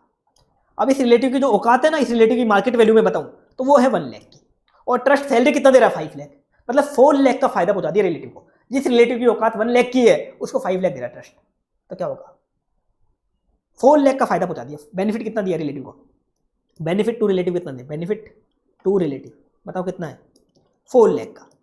तो 4 लाख जो फायदा पहुंचाया, इसमें से ट्रस्ट को सेक्शन 11 का बेनिफिट नहीं मिलेगा पहली बात तो, और 2 दिक्कतें हो जाएंगी। ये 4 लाख ट्रस्ट की बन जाएगी डीम्ड इनकम, स्पेशल रेट से 115 BBI में टैक्सेबल होगी। और एक दिक्कत और होगी, अभी तो डीम्ड इनकम बना दी, सेक्शन 11 का बेनिफिट भी नहीं देंगे और पेनल्टी उठ जाएगी 271 AAA की। कितनी पेनल्टी ठोकेगी, पहली बार ट्रस्ट ने ऐसा कांड किया तो जितना बेनिफिट दिया, 4 लाख का बेनिफिट दिया, 4 लाख की इनकम बन जाएगी, 4 लाख की पेनल्टी लग जाएगी। क्या क्या कांड हो जाएंगे ट्रस्ट के साथ, अगर ट्रस्ट रिलेटिव को फायदा पहुंचाता है तो जितना फायदा पहुंचाया, टू दी एक्सटेंट जितना फायदा पहुंचाया, पूरा नहीं, जितना फायदा पहुंचाया, 5 लाख की सैलरी पेमेंट कर रहा है, 1 लाख की करनी चाहिए थी, तो 4 लाख का फायदा पहुंचाया, 4 लाख, 5 लाख नहीं, 4 लाख लेंगे क्योंकि 1 लाख की तो औकात थी उसकी, तो 4 लाख का फायदा पहुंचाया, तो 4 लाख बनेगी ट्रस्ट की डीम्ड इनकम, कोई बेनिफिट नहीं मिलेगा। इसके अलावा 4 लाख की पेनल्टी लग जाएगी। लेकिन मान लो ट्रस्ट सेम काम वापस करता है, वापस सेम काम करता है, तो 200% की पेनल्टी ठुकेगी, मतलब 4 लाख की जगह पेनल्टी कितनी हो जाएगी, 8 लाख की, 8 लाख की पेनल्टी हो जाएगी। तो इतने कांड हो जाएंगे अगर आप रिलेटिव को फायदा पहुंचाते हो तो ट्रस्ट रिलेटिव को फायदा पहुंचाता है। अब फायदा कैसे पहुंचा सकता है ट्रस्ट? या तो ट्रस्ट क्या करता है, रिलेटिव को ज़्यादा पेमेंट कर देता है, ज़्यादा पेमेंट, जैसे यहाँ पे 1 लाख की जगह 5 लाख का पेमेंट कर दिया। या ट्रस्ट क्या कर सकता है, रिलेटिव से मान लो कम चार्ज करता है। कम कैसे चार्ज करता है? ट्रस्ट क्या करता है, मान लो एक एग्जाम्पल और लेता हूँ मैं। ट्रस्ट अपने रिलेटिव को रेंट पे देता है धर्मशाला 10,000 में, किसको, रिलेटिव को। और पब्लिक से वो चार्ज करता है मान लो 1 लाख, और रिलेटिव को धर्मशाला कितने में दे दी ट्रस्ट ने, रेंट पे 10,000 में। तो रिलेटिव को बताओ कितना फायदा पहुंचा दिया ट्रस्ट ने, 90,000 का। पब्लिक से तो धर्मशाला के 1 लाख रुपए चार्ज करता है, और अपने रिलेटिव को 10,000 रुपए में धर्मशाला चिपका दी उसने रेंट पे, 90,000 रुपए का फायदा पहुंचा दिया। तो ऐसा भी हो सकता है। फायदा दो तरह से पहुंचाया जा सकता है, या तो आपने रिलेटिव को एक्स्ट्रा पेमेंट कर दिया, या रिलेटिव से कम चार्ज किया। या तो एक्स्ट्रा पेमेंट कर दिया या कम चार्ज किया, या तो एक्स्ट्रा पेमेंट कर दिया या कम चार्ज किया, या चार्ज किया ही नहीं, या चार्ज किया ही नहीं। तो कुछ भी कैसे भी तरीके से फायदा पहुंचाया, जितना फायदा पहुंचाया उसका तो एक तो बेनिफिट नहीं मिलेगा, एग्जेम्पशन नहीं मिलेगी उस फायदे की। दूसरा डिविडेंड इनकम बनेगा, तीसरा पेनल्टी ठुकेगी। अब इसमें एक पॉइंट और है, ट्रस्ट मान लो रिलेटिव से फायदा ले रहा है, फायदा नहीं पहुंचा रहा, फायदा ले रहा है। फायदा कैसे ले रहा है, मान लो उल्टा होता है यहाँ पे। ट्रस्ट रिलेटिव को पेमेंट कर रहा है सैलरी का 1 लाख का, और इस रिलेटिव की औकात है 5 लाख की। जिस रिलेटिव को मार्केट में सैलरी 5 लाख की मिलनी चाहिए थी, ट्रस्ट उसको बेचारे को 1 लाख दे रहा है, मतलब 4 लाख की सैलरी कम दे रहा है। ट्रस्ट खुद फायदा ले रहा है। अब कुछ होगा क्या? अब कुछ नहीं होगा, अब कोई दिक्कत नहीं है, ट्रस्ट खुद फायदा ले सकता है। मतलब ट्रस्ट कम पेमेंट करे चलेगा रिलेटिव को, रिलेटिव से ज्यादा चार्ज करे वो भी चलेगा, रिलेटिव को फायदा नहीं पहुंचा सकता। तो ट्रस्ट 1 लाख की सैलरी का पेमेंट कर रहा है, 5 लाख की वैल्यू है जिसकी, 1 लाख का पेमेंट कर रहा है, कोई दिक्कत नहीं है। 1 लाख को अपन अप्लाइड मान लेंगे, 5 लाख इग्नोर करेंगे, मार्केट इग्नोर करो, 1 लाख को अप्लाइड मान लेंगे। ना कोई डिविडेंड इनकम बनेगी, ना ही कोई पेनल्टी लगेगी। मतलब ट्रस्ट खुद फायदा ले कोई दिक्कत नहीं है, लेकिन ट्रस्ट फायदा पहुंचा देगा तो दिक्कत हो जाएगी। ये पॉइंट दिमाग में अच्छे से फिट कर लेना, इसका एडजस्टमेंट आ सकता है एग्जाम में। एक चीज और है, ट्रस्ट को जो अपने फंड्स होते हैं ना, वो सेफ मोड्स 11-5 मोड्स में इन्वेस्ट करने होते हैं। लेकिन ट्रस्ट ने मान लो शेयर्स वगैरह में पैसा इन्वेस्ट कर दिया, तो जितना पैसा उसने शेयर्स वगैरह में इन्वेस्ट किया वो उसकी डिविडेंड इनकम बन जाएगा, 115 बिलियन चला जाएगा। मान लो ट्रस्ट के पास 50 लाख रुपए पड़े हुए हैं, तो 50 लाख में से ट्रस्ट ने 45 लाख तो सेफ मोड में लगा दिए बैंक वगैरह में, और 5 लाख ट्रस्ट ने शेयर्स में लगा दिए, तो 5 लाख क्या बन जाएगी, ट्रस्ट की डिविडेंड इनकम बन जाएगी। अब मैंने बताया रिलेटिव कौन कौन मानेंगे, तो देखो रिलेटिव कौन कौन मानेंगे, तो ट्रस्ट का ऑथर, एक फाउंडर रिलेटिव मानेंगे ट्रस्ट का। एक कोई पर्सन ट्रस्ट को 50,000 से ज्यादा का डोनेशन देता है, कोई डोनर है जो ट्रस्ट को 50,000 से ज्यादा का डोनेशन दे रहा है पूरे साल में, वो भी ट्रस्ट का रिलेटिव बन जाएगा। आगे बता रहा है ट्रस्ट के जो ट्रस्टी और मैनेजर होते हैं, ट्रस्टी और मैनेजर वो भी रिलेटिव बनेंगे। लेकिन ट्रस्ट की जो एम्प्लॉइज होते हैं ना, एम्प्लॉइज रिलेटिव नहीं होते। ट्रस्ट के जो एम्प्लॉइज हैं या किसी कंपनी के एम्प्लॉइज है वो ट्रस्ट के रिलेटिव नहीं होते। तो ऑथर फाउंडर ट्रस्ट का रिलेटिव होगा, कोई पर्सन 50,000 से ज्यादा का डोनेशन दे रहा है वो ट्रस्ट का रिलेटिव होगा, ट्रस्टी मैनेजर ट्रस्ट का रिलेटिव होगा। इसके अलावा ऊपर वाले जो पर्सन है, author founder donor trustee manager, इन लोगों को कोई रिलेटिव है, इन लोगों का कोई रिलेटिव है। कौन सा रिलेटिव? इनका खानदान 56 to 10 वाला, स्पाउस, पेरेंट्स, चिल्ड्रन वगैरह, वो सब इन ऊपर वाले लोगों का। जैसे मान लो ट्रस्ट का एक फाउंडर है, फाउंडर तो रिलेटिव हो गया, फाउंडर की वाइफ वो भी रिलेटिव, फाउंडर के मम्मी पापा वो भी रिलेटिव, फाउंडर के दादा दादी वो भी रिलेटिव, लीनियर असेंडेंट डिसेंडेंट सब थे ना वो भी सब ट्रस्ट के रिलेटिव माने जाएंगे। इसके अलावा कोई एंटिटी है, मान लो कोई कंपनी है, कोई फर्म है, जिसमें ऊपर वाले पर्सन का सब्सटेंशियल इंटरेस्ट है, 20% शेयर है, 20% या उससे ज़्यादा शेयर है। जैसे मान लो एक कंपनी है एबीसी लिमिटेड, उस एबीसी लिमिटेड में फाउंडर का 30% शेयर है, तो फाउंडर तो रिलेटिव है ट्रस्ट का, वो एबीसी लिमिटेड भी क्या मानी जाएगी, ट्रस्ट की रिलेटिव मानी जाएगी। तो ये सब लोग क्या है, रिलेटिव की डेफिनेशन में आएंगे। हाँ, इसमें ध्यान देना, बस एम्प्लॉइज रिलेटिव में नहीं आते। आगे बता रखा है पेनल्टी तो मैंने बताई थी, रिलेटिव को फायदा पहुंचाते हो तो। सेफ मोड्स 11-5 में सेफ मोड्स क्या होते हैं? सेफ मोड्स ऐसे मोड्स जहाँ पैसा डूबता नहीं है। क्या क्या बता रखे हैं, तो बैंक में ट्रस्ट अपना पैसा रख सकता है, bank, cooperative bank, post office saving bank. कौन कौन से बैंक चलेंगे? Scheduled bank, cooperative bank, post office saving bank, इनमें पैसा ट्रस्ट रख सकता है। इनमें चाहे तो एफडी करवा दे, चाहे करंट अकाउंट में रखे, चाहे सेविंग अकाउंट में रखे, किसी में भी रखे चलेगा। कौन कौन से में? शेड्यूल्ड बैंक, कोऑपरेटिव बैंक और post office saving bank. Scheduled bank, cooperative bank, post office saving bank, बस 3। एनबीएफसी कवर नहीं है, ध्यान देना, एनबीएफसी को रिस्की माना इन्होंने, एनबीएफसी को सेफ मोड नहीं माना इन्होंने। आगे बता रखा है ट्रस्ट पब्लिक सेक्टर कंपनी में भी अपना पैसा जमा कर सकता है, या पब्लिक सेक्टर कंपनी में भी इन्वेस्ट कर सकता है। पब्लिक सेक्टर कंपनी मतलब पब्लिक कंपनी नहीं, पब्लिक सेक्टर मतलब गवर्नमेंट कंपनी, इंडियन ऑयल हो गई, भारत पेट्रोलियम हो गई, इनकी बात हो रही है। सेक्टर आ गया बट सेक्टर, पब्लिक कंपनी नहीं, रिलायंस कंपनी लिमिटेड ये नहीं, public sector company. Public sector company में ट्रस्ट अपना पैसा इन्वेस्ट कर सकता है, शेयर्स में, किसी में भी कर सकता है, सिक्योरिटीज वगैरह में कर सकता है। पब्लिक सेक्टर में खाली government companies, public company private company में नहीं कर सकता, पब्लिक कंपनी में भी नहीं कर सकता, प्राइवेट में भी नहीं कर सकता। पब्लिक कंपनी चाहे लिस्टेड हो चाहे अनलिस्टेड हो, किसी में नहीं कर सकता, किसी में भी नहीं कर सकता। आगे बता रखा है गवर्नमेंट सिक्योरिटीज में ट्रस्ट पैसा लगा सकता है, गवर्नमेंट सर्टिफिकेट्स में ट्रस्ट पैसा लगा सकता है। गवर्नमेंट सिक्योरिटीज, गवर्नमेंट सर्टिफिकेट काफी सेफ मोड होते हैं, रिटर्न कम मिलता है लेकिन सेफ होते हैं। ट्रस्ट यूटीआई यूनिट, यूटीआई क्या होती है, म्यूचुअल फंड की यूनिट होती है, यूटीआई वाली मतलब गवर्नमेंट वाली, यूनियन ट्रस्ट ऑफ इंडिया वाली, उसमें लगा सकता है, बाकी म्यूचुअल फंड में नहीं, यूटीआई वाली में। इसके अलावा लैंड और बिल्डिंग भी क्या होता है, काफ़ी सेफ मोड होते हैं, पैसा डूबता नहीं है, तो लैंड और बिल्डिंग में भी पैसा लगा सकता है ट्रस्ट। इन चीज़ों में ट्रस्ट अपना पैसा इन्वेस्ट कर सकता है। Scheduled bank, cooperative bank, post office saving bank, NBFC में नहीं कर सकता, public sector company, government company में कर सकता है, गवर्नमेंट सिक्योरिटी सर्टिफिकेट में कर सकता है, यूटीआई यूनिट्स में और लैंड और बिल्डिंग में। ये होते हैं सेफ मोड्स। अब अपन कुछ स्पेशल चीज़ देख रहे हैं, सेक्शन 13 में दे रखा है, कुछ स्पेसिफिक केस बता रखे हैं जहां अपन ट्रस्ट की इनकम निकालेंगे। कौन से केस? ऐसे केस जहां ट्रस्ट को सेक्शन 11 का बेनिफिट नहीं मिलता और ट्रस्ट का रजिस्ट्रेशन कैंसिल भी नहीं होता। देखो, ट्रस्ट का अगर रजिस्ट्रेशन कैंसिल हो गया, कुछ कांड वगैरह कर रखे उसने, तो फिर एग्जिट टैक्स लगता है, वो तो अलग ही तरीका होता है। मैं क्या बोल रहा हूँ, ट्रस्ट का रजिस्ट्रेशन कैंसिल नहीं हो रहा और लेकिन उसको सेक्शन 11 का बेनिफिट भी नहीं मिल रहा, तो उसकी इनकम कैसे निकालोगे? अब ऐसे केस कौन कौन से हैं याद करो, मैंने आपको स्टार्टिंग में बताया था। ट्रस्ट का ऑब्जेक्टिव कौन सा है? जनरल पब्लिक यूटिलिटी वाला, और बिजनेस रिसीट 20% से ज़्यादा चली गई, ट्रस्ट को सेक्शन 11 का बेनिफिट नहीं मिलेगा। लेकिन मैंने बोला था रजिस्ट्रेशन कैंसिल नहीं होगा, तो एक तो वो केस हो गया। एक अपने देखो 12A में पढ़े थे 2 केस, ट्रस्ट अपनी आरओआई ड्यू डेट तक फाइल नहीं करता। मैंने बोला था ट्रस्ट को अगर बेनिफिट चाहिए तो ड्यू डेट तक आरओआई फाइल करनी है, वो केस हो गया। रजिस्ट्रेशन कैंसिल नहीं होता, रजिस्ट्रेशन तो बस 8 कांड बता रखे, 8-9 कांड इन्हीं में होता है, तो ड्यू डेट तक आरओआई नहीं फाइल करी, ट्रस्ट को बेनिफिट नहीं मिलेगा, रजिस्ट्रेशन कैंसिल नहीं होगा। एक चीज़ और है, ट्रस्ट की टोटल इनकम सेक्शन 11 को लेस करने से पहले बेसिक एग्जीबिशन लिमिट से ज़्यादा आ रही है, लेकिन ट्रस्ट ने या तो बुक्स मेंटेन नहीं करी या ऑडिट नहीं करवाई, तो क्या होगा? ट्रस्ट को सेक्शन 11 का बेनिफिट नहीं मिलेगा, रजिस्ट्रेशन कैंसिल नहीं होता, बेनिफिट नहीं मिलेगा। तो ऐसे 3 केस में ट्रस्ट की इनकम कैसे निकालोगे? सेक्शन 11 को लेस नहीं करना, बस बिल्कुल सिंपल है, पूरी की पूरी ग्रोस रिसीट क्या कर दो टैक्सेबल, चाहे कॉर्पस डोनेशन हो चाहे कुछ भी हो, आप तो पूरी की पूरी ग्रोस रिसीट ले लो, कुछ भी एग्जाम मत करो, ग्रोस रिसीट ले लो और इसमें से लेस करो आप ट्रस्ट के रेवेन्यू खर्चे, कैपिटल खर्चे भूल जाओ। अब कैपिटल खर्चों का डिडक्शन नहीं मिलेगा, अब रेवेन्यू खर्चे लेस कर दो, और रेवेन्यू खर्चों में भी ध्यान देना, एक वो टीडीएस वाला सेक्शन और कौन सा कैश पेमेंट वाला सेक्शन, ये अप्लाई हो, ये लेस कर देना, 4 चीज़ों को छोड़ के। कोई खर्चा आपने कॉर्पस से किया है रेवेन्यू खर्चा, वो इग्नोर कर देना, वो लेस मत करना। लोन और बोरोइंग लेके, मतलब लोन लेके कोई खर्चा किया है, इग्नोर कर देना। किसी पर्सन को डोनेशन दिया तो वो भी लेस मत करना, और कोई लॉस सेट ऑफ मत करना, और बाकी रेवेन्यू खर्चे लेस कर देना। ट्रस्ट की ग्रोस रिसीट ले लेना, चाहे कॉर्पस डोनेशन मिले, कुछ भी ले ले, आपको पूरा टैक्सेबल कर देना, माइनस रेवेन्यू खर्चे लेस करने हैं। रेवेन्यू खर्चों में भी आपको टीडीएस वाला और कैश पेमेंट वाला सेक्शन लगाना है, डिसअलाउ होते हैं तो डिसअलाउ करने हैं, और 4 चीज़ें लेस नहीं करनी, खर्च कॉर्पस वाला खर्चा लेस नहीं करना, लोन वाला खर्चा लेस नहीं करना, किसी पर्सन को ट्रस्ट ने डोनेशन दिया है तो डोनेशन लेस ही नहीं करना, और लॉस भी सेट ऑफ नहीं करना, और कैपिटल खर्चे लेस नहीं करने। ये आ जाएगी टैक्सेबल इनकम, पर इसका क्वेश्चन नहीं आएगा। क्यों नहीं आएगा? कुछ मेहनत करनी नहीं है इसमें, तो ग्रोस रिसीट उठाई, रेवेन्यू खर्चे लेस कर दिए, क्या काम है? कुछ नहीं करना है इसमें।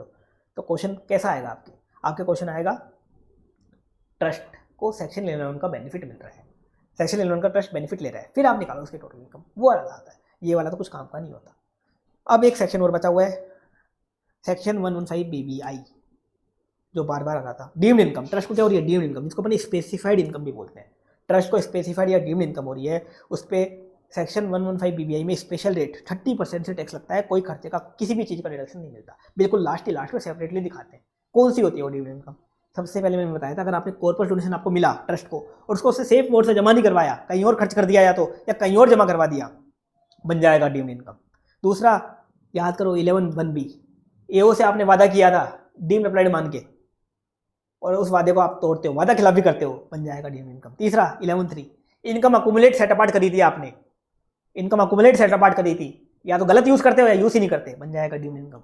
इसके अलावा ट्रस्ट ने रिलेटिव को फायदा पहुंचाया, तो जितना फायदा पहुंचाया वो बन जाएगा डीम्ड इनकम, अभी भी पढ़ाते हैं पॉइंट। तो इसके अलावा ट्रस्ट ने अपने फंड्स कहीं और इन्वेस्ट कर दिए, 11(5) की जगह कहीं और इन्वेस्ट कर दिए, तो जितने फंड कहीं और इन्वेस्ट किए, बन जाएगा डीम्ड इनकम। इसके अलावा एक पॉइंट और है इसमें, ट्रस्ट ने इनकम कहाँ अप्लाई करी? मैंने बताया था ट्रस्ट को इनकम कहाँ अप्लाई करनी है, इंडिया के अंदर, तो ही डिडक्शन मिलता है। ट्रस्ट ने अपनी इनकम इंडिया के बाहर खर्च कर दी, मान लो ट्रस्ट ने 5 लाख रुपीज यूएस में खर्च कर दिए, बन जाएगा डीम्ड इनकम। जितने पैसे उसने बाहर खर्च करे वो बन जाएगा डीम्ड इनकम। तो ये सारी चीज़ें क्या बनेंगी? डीम्ड इनकम, और इन पे लगेगी स्पेशल रेट 30%, और इनमें से कोई डिडक्शन भी नहीं मिलेगा, ना 15% वाला मिलेगा, ना 85% वाला अप्लाइड वाला मिलेगा, कुछ नहीं मिलेगा। पूरी की पूरी एक ग्रोस बेसिस पे 30% की रेट से क्या होंगी? टैक्सेबल। ये 6 इनकम याद रखना, इनको अच्छे से याद रख लेना इन इनकम को। इनमें से कोई सा भी पॉइंट एग्जाम में आता है, कोई सा भी एक पॉइंट डाल सकते हैं। अब देखते हैं अपन फॉर्मेट। आपका क्वेश्चन आएगा चैरिटेबल ट्रस्ट को सेक्शन 11 का बेनिफिट मिल रहा है, अब अपन को उसकी टोटल इनकम निकालनी है, टोटल इनकम भी निकालनी है, टैक्स भी निकालनी है। चैरिटेबल या रिलीजियस ट्रस्ट का क्वेश्चन आएगा, कैसा आएगा क्वेश्चन? फॉर्मेट में बना रखा हूँ ताकि आपकी गलती ना हो।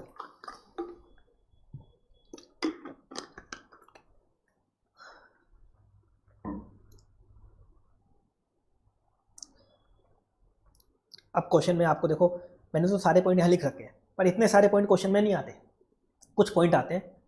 ऐसा नहीं होता कि जितने पॉइंट अपने पढ़े सारे पॉइंट क्वेश्चन में आ जाएंगे, इतना बड़ा क्वेश्चन नहीं आता कभी भी। 4 5 5 7 पॉइंट आते हैं और उनके बेस पे अपन को आंसर करना होता है। अब सारे पॉइंट देख लेते हैं। क्वेश्चन में आपको दे रखा है कॉर्पस डोनेशन। क्वेश्चन में क्या दे रखा है? Corpus donation. अगर आपने इसको सेफ मोड में इन्वेस्ट कर रखा है, क्वेश्चन में लिखा हुआ है कॉर्पस डोनेशन को आपने सेफ मोड में इन्वेस्ट कर दिया, या क्वेश्चन में आपको दे दिया कॉर्पस डोनेशन, कुछ नहीं बोल रखा, ये मानेंगे सेफ मोड में जमा करवा दिया, ये मानेंगे अपन, तो कर देंगे इसको नील। लेकिन मान लो कॉर्पस डोनेशन ऐसा दे रखा है क्वेश्चन में, कॉर्पस डोनेशन मिला आपको 5 लाख का, पर कॉर्पस डोनेशन को आपने सेफ मोड में इन्वेस्ट नहीं किया, ऐसा दे रखा है, मतलब कहीं और इन्वेस्ट कर दिया, क्या होगा? वो बन जाएगा लास्ट में डीम्ड इनकम। स्पेशल रेट से नीचे आ जाएगा, ऊपर तो दिखाएंगे नहीं, नीचे नहीं आएंगे इसको। अगर सेफ मोड से इन्वेस्ट कर दिया तो यहाँ क्या दिखाएंगे? नील। नील दिखाना भी है, या तो नील दिखाओ या डैश करके दिखाओ, इसके भी मार्क्स होते हैं। नील दिखाना या डैश करके दिखाना है। दूसरा, ट्रस्ट को क्या मिला? कॉर्पस गवर्नमेंट ग्रांट मिला, क्या दिखा देंगे? नील दिखा देंगे। ट्रस्ट को 10(1) वाली इनकम हो रही है, एग्रीकल्चर इनकम, खेती वाली इनकम, पूरी की पूरी एग्जाम होती है, फुल्ली एग्जाम, नील दिखाएंगे। नील दिखाना जरूरी है, ध्यान देना। ट्रस्ट को मान लो 1023C वाली इनकम है, कौन सी वाली? ट्रस्ट की स्कूल, कॉलेज, यूनिवर्सिटी, हॉस्पिटल है, या तो गवर्नमेंट द्वारा फाइनेंस है, फुल्ली एग्जाम हो जाती है। या aggregate receipt up to ₹5 crore है, एग्रीगेट रिसीट कितनी है? 5 करोड़। तो मान लो ट्रस्ट की एक स्कूल दे रखी है क्वेश्चन पे, ट्रस्ट की एक स्कूल दे रखी है क्वेश्चन में, 3 करोड़ की रिसीट दे रखी है, क्या दिखाओगे इसको? नील। इनकम नहीं देखेंगे, gross receipt, gross receipt 3 crore तक दे रखी है, पूरी नील दिखा देना। या मान लो ट्रस्ट को ऐसा दे दिया, एक स्कूल दे रखी है 3 करोड़ की रिसीट, एक हॉस्पिटल दे रखा है 4 करोड़ की रिसीट, अब नील करोगे क्या? मत कर देना। 3 + 4 एग्रीगेट 5 करोड़ से ज़्यादा चला गया, अब नील मत कर देना। अब क्या होगा? तो ऐसे कोई school, college, university, hospital trust के जो पॉइंट 3 में है, 1023 का पॉइंट 3, मतलब एग्रीगेट रिसीट 5 करोड़ से ज़्यादा है, तो उनको अपन को अमाउंट लेना है उनका, और उनकी क्या लेनी है? ग्रोस रिसीट लेनी है, ध्यान देना है यहाँ पे, ये सुप्रीम कोर्ट का जजमेंट है। इनकम नहीं लेनी कि नेट करके लेना है, ग्रोस रिसीट माइनस एक्सपेंस, और नेट ले लिया। एक्सपेंस बाद में लेस करते हैं अपन, 15% का स्टैंडर्ड डिडक्शन देने के बाद में लेस करते हैं अपन, तो पहले एक्सपेंस मत लेस कर देना, पहले एक्सपेंस मत लेस कर देना, मार्क्स ही नहीं मिलेंगे आपको, मार्क्स ही नहीं मिलेंगे। यहाँ लेनी है ग्रोस रिसीट, ग्रोस रिसीट लेनी है, दिमाग में फिट कर लेना, क्या लेनी है? ग्रोस रिसीट लेनी है। स्कूल, कॉलेज, यूनिवर्सिटी, हॉस्पिटल की क्या लेनी है? ग्रोस रिसीट लेनी है। एक्सपेंस वगैरह मत लेस करना। कौन सी की? अगर एग्रीगेट रिसीट 5 करोड़ से ज़्यादा है तो, 5 करोड़ से ज़्यादा है तो पूरी की पूरी ले लेंगे। मान लो 7 करोड़ है तो 7 करोड़ ले लेंगे। कुछ लोग दिमाग लगाते हैं 7 करोड़ है तो चलो 5 करोड़ तक तो एग्जाम है, 7 - 5 करते हैं, ऐसा मत कर देना। वो 5 करोड़ तक एग्जाम कब है? अगर 5 करोड़ तक है तो ही एग्जाम है। 5 करोड़ से 1 रुपया भी ज़्यादा हो गई तो फिर वो पॉइंट 3 में चली जाती है, और पॉइंट 3 में चली जाती है तो फिर उनमें बेनिफिट कैसा मिलता है? सेक्शन 11 वाला। तो फिर ग्रोस रिसीट 7 करोड़ है तो 7 करोड़ ले लेंगे, चलो ठीक है, ले ली 7 करोड़। अब इसमें एक चीज़ है, मान लो एक ट्रस्ट है, उसका योग का इंस्टीट्यूट है, योग इंस्टीट्यूट, योग की सर्विस देता है और योग की इंस्टीट्यूट है, और उसकी ग्रोस रिसीट आपको 20 लाख दे रखी है। बताओ इसको नील दिखाओगे या लोगे? नील मत दिखा देना, लेना है। वो नील कब दिखाते हैं? आपकी स्कूल है, कॉलेज है, यूनिवर्सिटी है, हॉस्पिटल है, 4 चीज़ों का एग्जामिशन दे रखी है, वो 5 करोड़ वाली। वो 5 करोड़ की लिमिट किसके लिए? खाली स्कूल, कॉलेज, यूनिवर्सिटी और हॉस्पिटल, 4 चीज़ों की। कोई और इंस्टीट्यूट है तो उसकी अगर रिसीट 10 लाख भी दे रखी है, 20 लाख कुछ भी दे रखी है, पूरी की पूरी लेंगे। एग्जामिशन मत दे देना फुल्ली एग्जाम वाला। आगे दे रखा है ट्रस्ट को कैपिटल गेन होता है, कैपिटल गेन निकालने के बाद sale minus cost. House property की इनकम होती है या अदर सोर्स की इनकम होती है, यहाँ ले लेंगे। अब ध्यान देना, हाउस प्रॉपर्टी में आपको रेंट दे रखा होगा, रेंट दे रखा है, मान लो रेंट, तो आप वो हाउस प्रॉपर्टी का 30% का स्टैंडर्ड डिडक्शन भी दोगे क्या? नहीं, वो सब कुछ काम के नहीं है ट्रस्ट के लिए। ट्रस्ट के लिए मिलता है क्या? सेक्शन 11 मिलता है, बाकी सारे डिडक्शन ट्रस्ट के लिए कुछ काम के नहीं, कुछ भी काम के नहीं, कुछ भी काम के नहीं, सब भूल जाओ आप तो सीधा रेंट ले लेना, पूरा रेंट ले लेना। अदर सोर्स में इंटरेस्ट वगैरह की इनकम, डिविडेंड वगैरह की इनकम पूरी ले लेना, ले लोगे ये भी। इसके अलावा ट्रस्ट को मान लो बिजनेस की इनकम है, जो मेन ऑब्जेक्टिव वाला बिजनेस है, वो भी ले लेना पूरी, ठीक है, वो भी ले लेंगे। गवर्नमेंट ग्रांट ट्रस्ट को मिल रहा है, नॉर्मल वाला ले लेंगे। कॉर्पस मिलता है तो नील दिखाएंगे, नॉर्मल मिलता है तो ले लेंगे, ठीक है, ये भी ले ली। ट्रस्ट को नॉर्मल डोनेशन मिलता है, नॉर्मल डोनेशन ले लेंगे। डोनेशन को ये वॉलंटरी कंट्रीब्यूशन भी लिख देते हैं क्वेश्चन में खाली वॉलंटरी कंट्रीब्यूशन या डोनेशन वर्ड हो तो क्या मानते हैं? नॉर्मल मानते हैं, ले लेंगे वो भी। इसमें एक चीज़ और लेंगे, इंक्लूडिंग एनोनिमस डोनेशन लिमिट। अपन ने देखो एनोनिमस डोनेशन निकाला था चैरिटेबल ट्रस्ट का, चैरिटेबल ट्रस्ट को जो एनोनिमस डोनेशन मिला वो लिया, माइनस करी थी एक लिमिट, 5 लाख का मिला था, 3 लाख की लिमिट लेस करी, 2 लाख की लिमिट लेस करी थी, और 3 लाख का आया था एनोनिमस डोनेशन जो 115 बीबीसी का था। तो जो एनोनिमस डोनेशन 115 बीबीसी का था वो तो चला जाएगा 115 बीबीसी में, ठीक है, लास्ट में चला जाएगा। लेकिन जो अपन ने नॉर्मल माना था वो तो नॉर्मल बनाएंगे ना। 5 लाख का एनोनिमस मिला था, 2 टुकड़े करते हैं अपन, एक तो नॉर्मल मानते हैं लिमिट तक और बाकी बनाते हैं एनोनिमस। तो जो लिमिट तक नॉर्मल माना था अपने 2 लाख का, वो इस नॉर्मल डोनेशन में अपन इंक्लूड कर लेंगे, वो भी क्या बनेगा? Any other income. इसके अलावा मान लो कोई रिलीजियस ट्रस्ट है, उसको एनोनिमस डोनेशन मिला तो उसको भी क्या मानेंगे? नॉर्मल डोनेशन, उसको भी यहाँ लेंगे, उसको भी क्या लेंगे? यहाँ लेंगे। ये हो गई ट्रस्ट की सारी इनकम, इन सब का टोटल कर दो।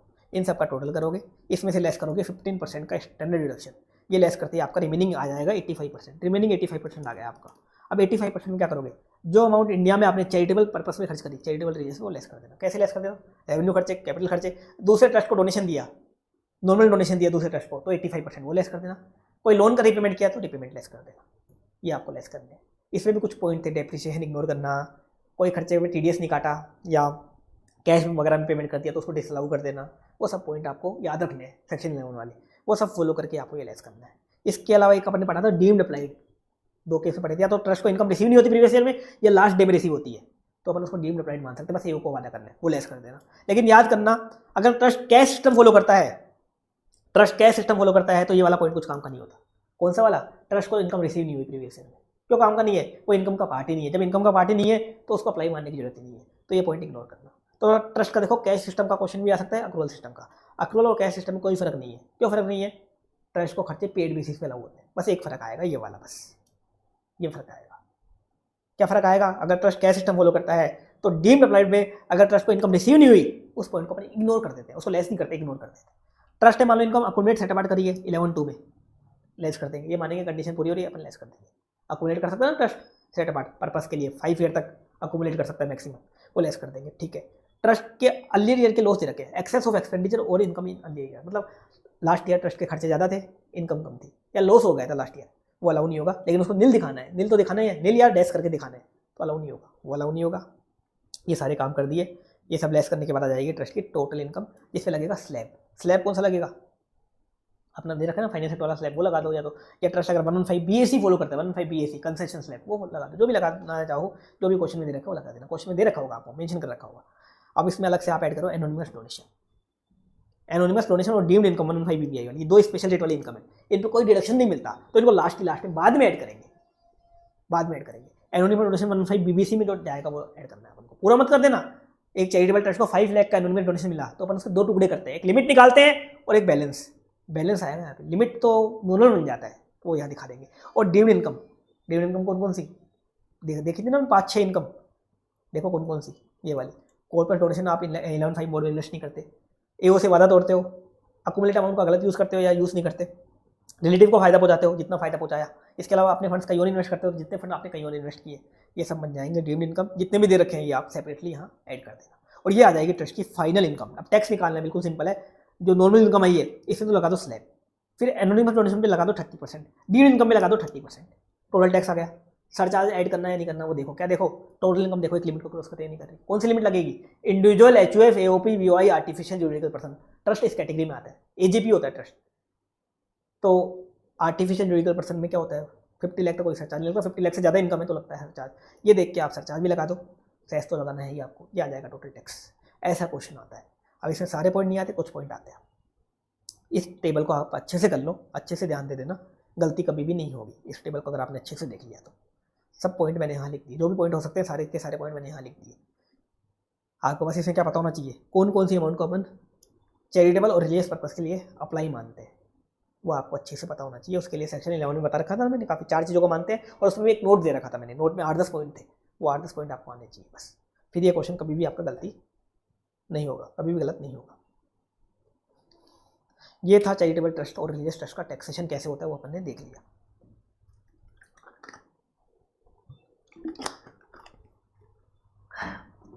अब देख रहे हैं अपन चैरिटेबल और रिलीजियस ट्रस्ट पे एक लगता है एग्जिट टैक्स। अगर ट्रस्ट क्या कर देते हैं, कांड कर देते हैं, तो इनमें लगता है एग्जिट टैक्स सेक्शन 15 TD में, इनकी अक्रीडिटेड इनकम में लगता है। ये टैक्स होता क्या है, मान लो कोई ट्रस्ट सेक्शन 1023C में या 12 AB, 2 सेक्शन होते हैं जहाँ ट्रस्ट रजिस्ट्रेशन लेता है, उनमें रजिस्टर्ड था, 10 ईयर से रजिस्टर्ड था, 10 ईयर से उन सेक्शन के मजे ले रहा था।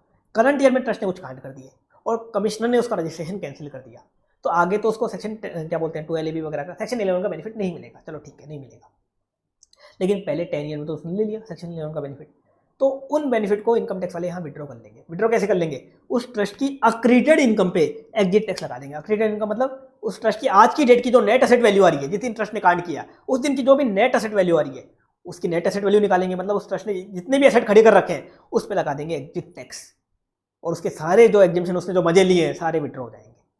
अब एग्जिट टैक्स कैसे लगता है, MMR की रेट से, पर यहाँ MMR 42.744% नहीं है, इस सेक्शन में ध्यान देना, इस सेक्शन के लिए एमएमआर 42.744 नहीं है, क्या है 34.944%। बस खाली इसी सेक्शन के लिए एमएमआर कम है, क्या है 34.944। कैसे आई है? 30% टैक्स है, 12% का सरचार्ज कंपलसरी और 4% का सेस कंपलसरी। वैसे एमएमआर में क्या होता है 37% का सरचार्ज होता है, लेकिन यहाँ 12% का है। 12% का क्यों है यहाँ पे? इस टैक्स को मानते हैं अपन डिस्ट्रीब्यूटर टैक्स, डिस्ट्रीब्यूटर इनकम का टैक्स मानते हैं।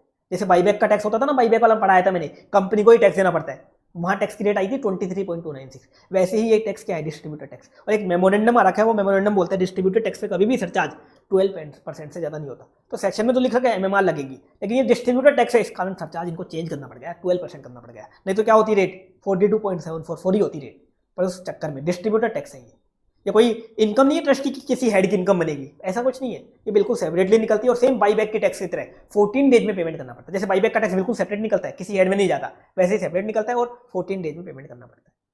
अब ये कौन कौन से केस में निकलता है, ऐसा कोई क्वेश्चन पूछेगा नहीं, लेकिन देख लेते हैं कौन कौन से केस में निकलता है। आपको तो एग्जिट टैक्स निकालना आना चाहिए।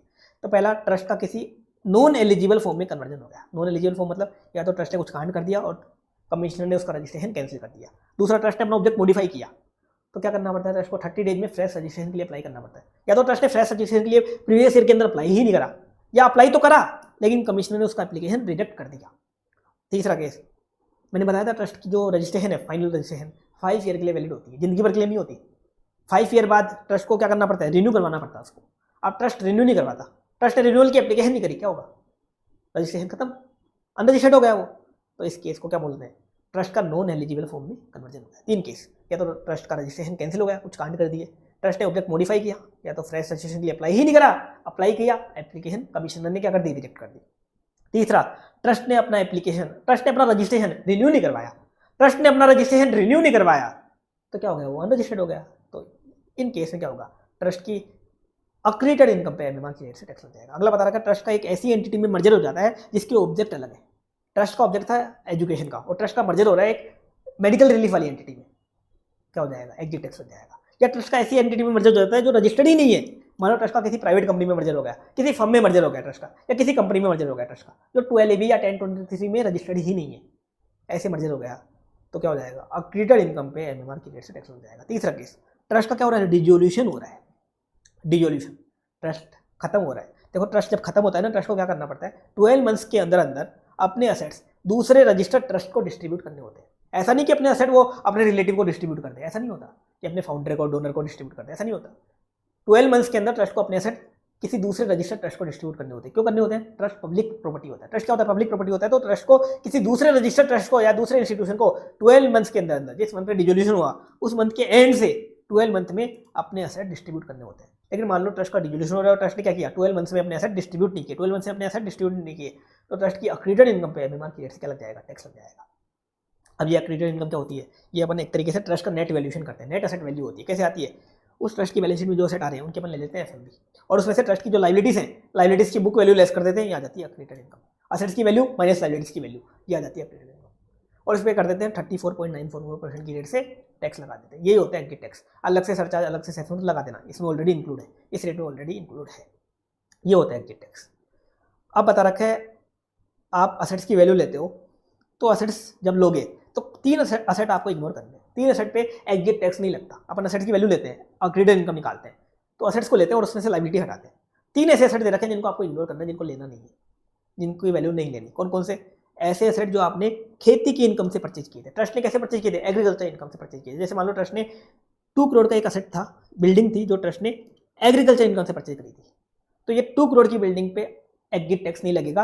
इसको यहाँ कैलकुलेशन में मत लेना। क्यों नहीं लगेगा, देखो एग्रीकल्चर इनकम ऐसा होती है जो सभी एसएससी की एग्जिट होती है, चाहे ट्रस्ट अनरजिस्टर्ड भी होता, मान लो individual HUF, OPP, artificial judicial person या कोई भी पर्सन होता, कंपनी फर्म, सभी की एग्रीकल्चर इनकम एग्जिट होती है। तो ट्रस्ट अनरजिस्टर्ड भी होता तो भी एग्रीकल्चर इनकम एग्जिट होती।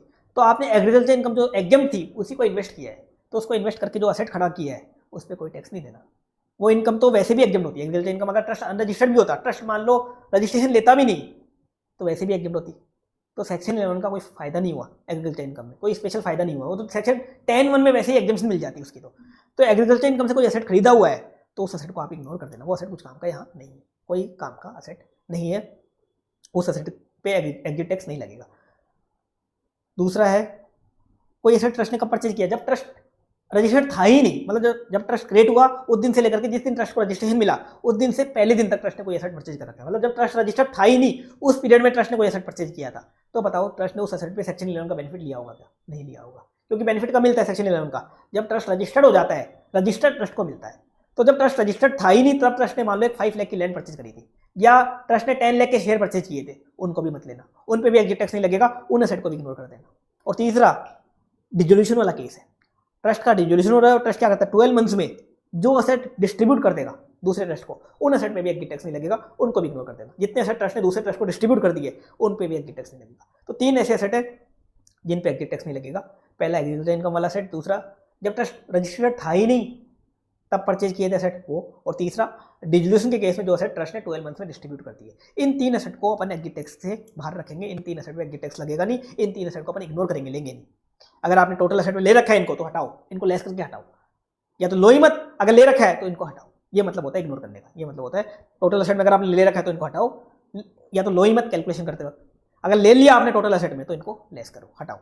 आगे बता रखा है इन 3 एसेट को जब अपन इग्नोर कर रहे हैं, इन 3 एसेट की रिगार्डिंग कोई लाइबिलिटी आ रही है तो लाइबिलिटी को भी आपको इग्नोर करना है। इन 3 एसेट की लाइबिलिटी को भी नहीं लेना, लाइबिलिटी को भी लेस नहीं करना। फिर जैसे मान लो ट्रस्ट ने एक बिल्डिंग परचेज करी थी 5 लाख की, जब ट्रस्ट रजिस्टर्ड था ही नहीं, आप उस 5 लाख की बिल्डिंग को इग्नोर कर रहे हो। अब वो 5 लाख की बिल्डिंग के रिगार्डिंग 1 लाख की लाइबिलिटी खड़ी हुई है बुक में, 1 लाख की लाइबिलिटी लोन खड़ा हुआ है, आपने 1 लाख का लोन लिया था तब, जब ट्रस्ट रजिस्टर्ड था ही नहीं तब 1 लाख का लोन लिया होता, वो लोन अभी भी चल रहा है, और तो क्या करना है उस लाइबिलिटी को भी हटाना है। तो इन 3 एसेट की कोई लाइबिलिटी, इन 3 एसेट की कोई लाइबिलिटी बुक्स में आ रही है तो इन 3 एसेट की लाइबिलिटी को भी इग्नोर करना है, उसको लेस भी नहीं करना। लाइबिलिटी को भी क्या करना है आपको इग्नोर करना है। जब असेट ही हटा रहे हो तो लाइबिलिटी भी हटा दो। अब आगे बता रखा है असेट और लाइबिलिटी की वैल्यूशन कौन सी डेट की करोगे, कुछ काम का नहीं है, आपको क्वेश्चन में इसी डेट की वैल्यू देगा। क्या है फिर भी देख लो। अगर ट्रस्ट का नॉन एलिजिबल फॉर्म में कन्वर्ट हो रहा है, मतलब कैंसिलेशन वाला केस है, रजिस्ट्रेशन कैंसिल वाला केस है, तो कैंसिलेशन के दिन की वैल्यू ले लो। मॉडिफिकेशन वाला केस है तो मॉडिफिकेशन के दिन की वैल्यू ले लो। ट्रस्ट ने रिन्यूअल वाला एप्लीकेशन नहीं करा तो जिस दिन उसको लास्ट डे था, एप्लीकेशन करने का लास्ट डे था, उस लास्ट डे की वैल्यू ले लो। मर्जर वाला केस है तो मर्जर के दिन की वैल्यू ले लो, और डिजोल्यूशन वाला केस है तो डिजोल्यूशन के दिन की वैल्यू ले लो। इन दिन की आपको वैल्यू लेनी है, ज़्यादा काम का है नहीं। अब वैल्यू कैसे निकालनी है वो अपन देखेंगे। देखो असेट्स की लेनी है अपन को एफएम में, असेट्स की एफएम में लेनी है, लेकिन कुछ असेट लेने नहीं है। एक तो जो 3 असेट मैंने ऊपर बताया वो आपको नहीं लेने, 3 असेट इग्नोर करने हैं, ठीक है। इसके अलावा 2 असेट और इग्नोर करने हैं, इनको इनकम टैक्स में अपन असेट मानते ही नहीं, ये तो कहीं पे भी नहीं लेते। याद करो मैंने स्लम सेल में भी अपन ने वैल्यूशन किया था, एफएमई 1 निकाला था, वहाँ भी नहीं लिया था इनको। TDS TCS advance tax, deferred revenue expenditure, ये 2 असेट मानते ही नहीं है। इनकम टैक्स ये भी दे रखा है तो इनको इग्नोर कर देना। TDS TCS advance tax, deferred revenue expenditure, ये भी अगर असेट साइड में दे रखा है तो इनको भी इग्नोर कर देना। बाकी 3 असेट वो छोड़ने और 2 असेट ये छोड़ने।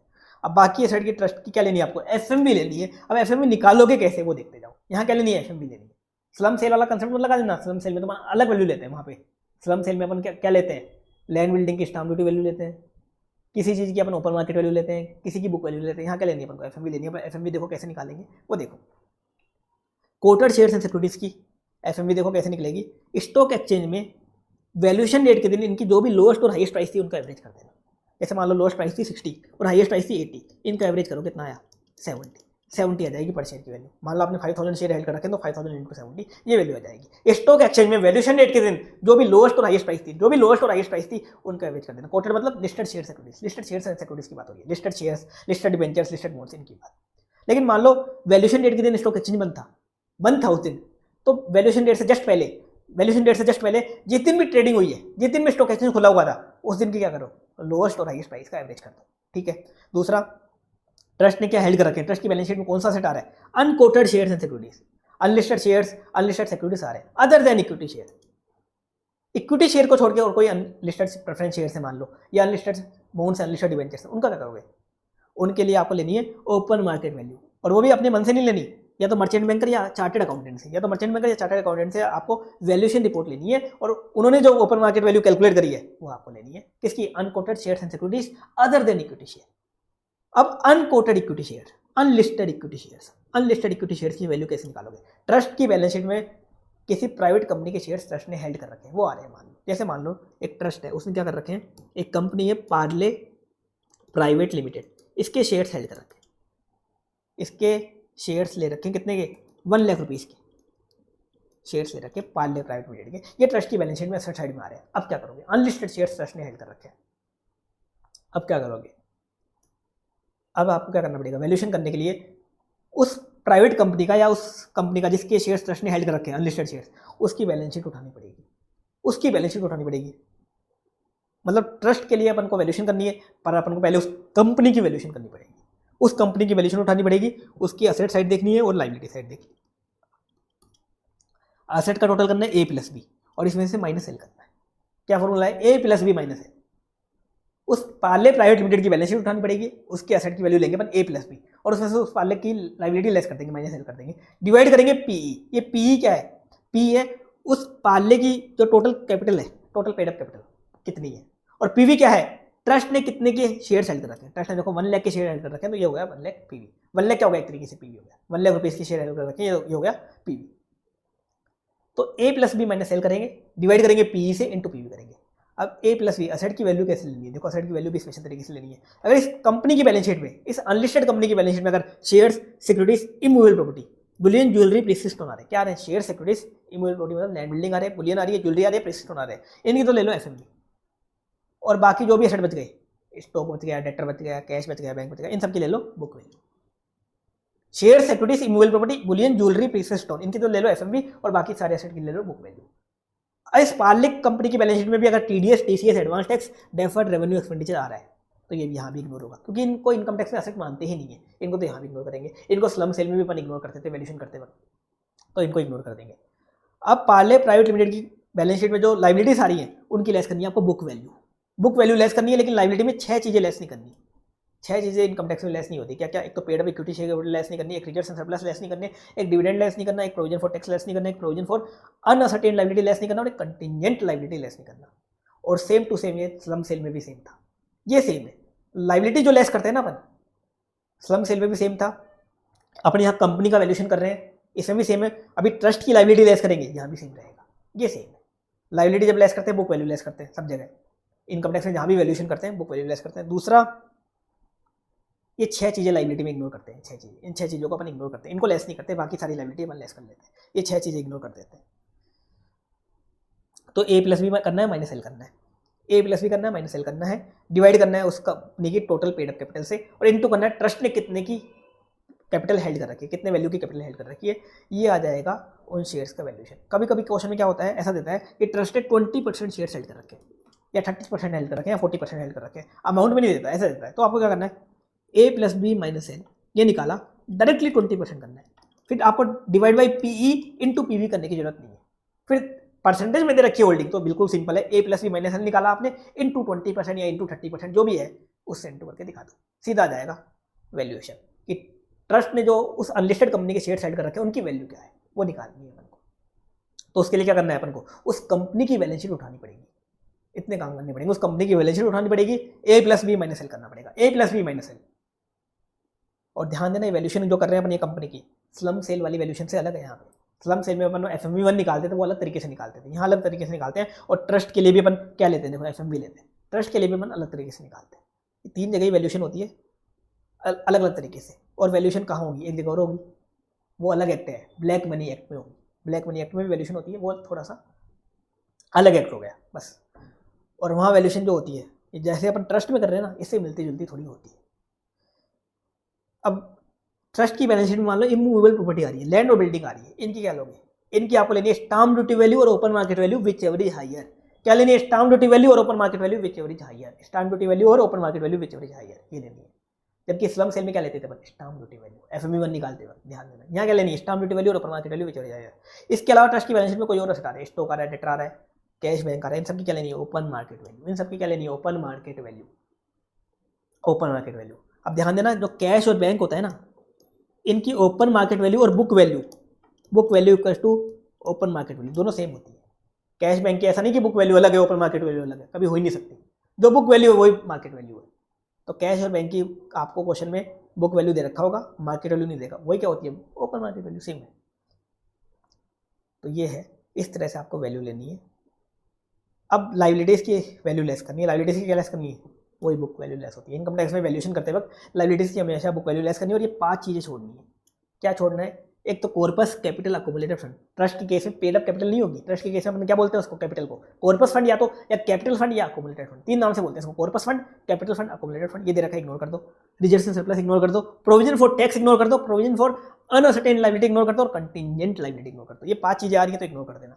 आप बोलोगे कि मैंने तो 6 चीजें बताई थी स्लम सेल में भी, और यहाँ भी 6 चीजें बताई थी जब अपनी कंपनी का वैल्यूएशन किया। एक चीज क्या छूट गई, डिविडेंड छूट गया। डिविडेंड क्यों छूट गया, डिविडेंड यहाँ होता ही नहीं है। डिविडेंड खाली कंपनी के केस में होता है, ट्रस्ट के केस में कभी डिविडेंड नहीं होता कि ट्रस्ट किसी को डिविडेंड देगा, तो डिविडेंड की कोई लायबिलिटी होती ही नहीं है, तो इस कारण डिविडेंड होता ही नहीं है, तो लेने की जरूरत ही नहीं है, होता ही नहीं है डिविडेंड। तो बाकी कोई फर्क नहीं है, बाकी तो वही चीज़ है। कॉर्पस कैपिटल अकोमुलेटेड फंड ये क्या है, एक तरीके से पेड अप कैपिटल, वही तो है पेड अप कैपिटल। कंपनी के लिए अपन उसको पेड अप कैपिटल बोलते हैं, बाकी एसएससी के लिए कैपिटल बोलते हैं, ट्रस्ट के लिए क्या बोलते हैं उसको, कॉर्पस कैपिटल या अकोमुलेटेड फंड। तो वो नहीं लेना, रिजर्व्स एंड सरप्लस नहीं लेना, प्रोविजन फॉर टैक्स नहीं लेना, प्रोविजन फॉर अनसर्टेन लायबिलिटी नहीं लेना, और कंटिजेंट लायबिलिटी नहीं लेना। ये 6 चीजें नहीं लेनी, इनके अलावा बाकी लायबिलिटी आप लेस कर देना। आप कुछ अदर पॉइंट बता रखे हैं। एग्जिट टैक्स जो है आपका एडिशनल टैक्स है, ऐसा नहीं कि इसको आप नॉर्मल टैक्स से सेटअप कर लोगे। मान लो ट्रस्ट ने 10 ईयर तक मजे लिए एग्जिबिशन के, लेकिन ट्रस्ट ने थोड़ा बहुत टैक्स पे भी किया था, तो उसको सेटअप मार दोगे एग्जिट टैक्स से नहीं। ये बिल्कुल सेपरेट टैक्स है, सेपरेट निकलता है, अलग से आपको उसको पेमेंट करना है, सेंट्रल गवर्नमेंट को पेमेंट करना है, और 14 डेज के अंदर पेमेंट करना है। जैसे बाईबैक करते हो ना, सेम वैसे ही 14 डेज में पेमेंट करना है। अब 14 डेज में पेमेंट करना, आपको इतना याद रखना है। अब काउंट कैसे करोगे वो याद रखने की जरूरत नहीं है, फिर भी देख लो काउंट कैसे करेंगे। मर्जर का केस है तो मर्जर की डेट से 14 डेज में पेमेंट करना है। मर्जर मान लो 2 अप्रैल को हुआ तो 14 डेज जोड़ दो इसमें, 16 अप्रैल तक आपको पेमेंट करना है।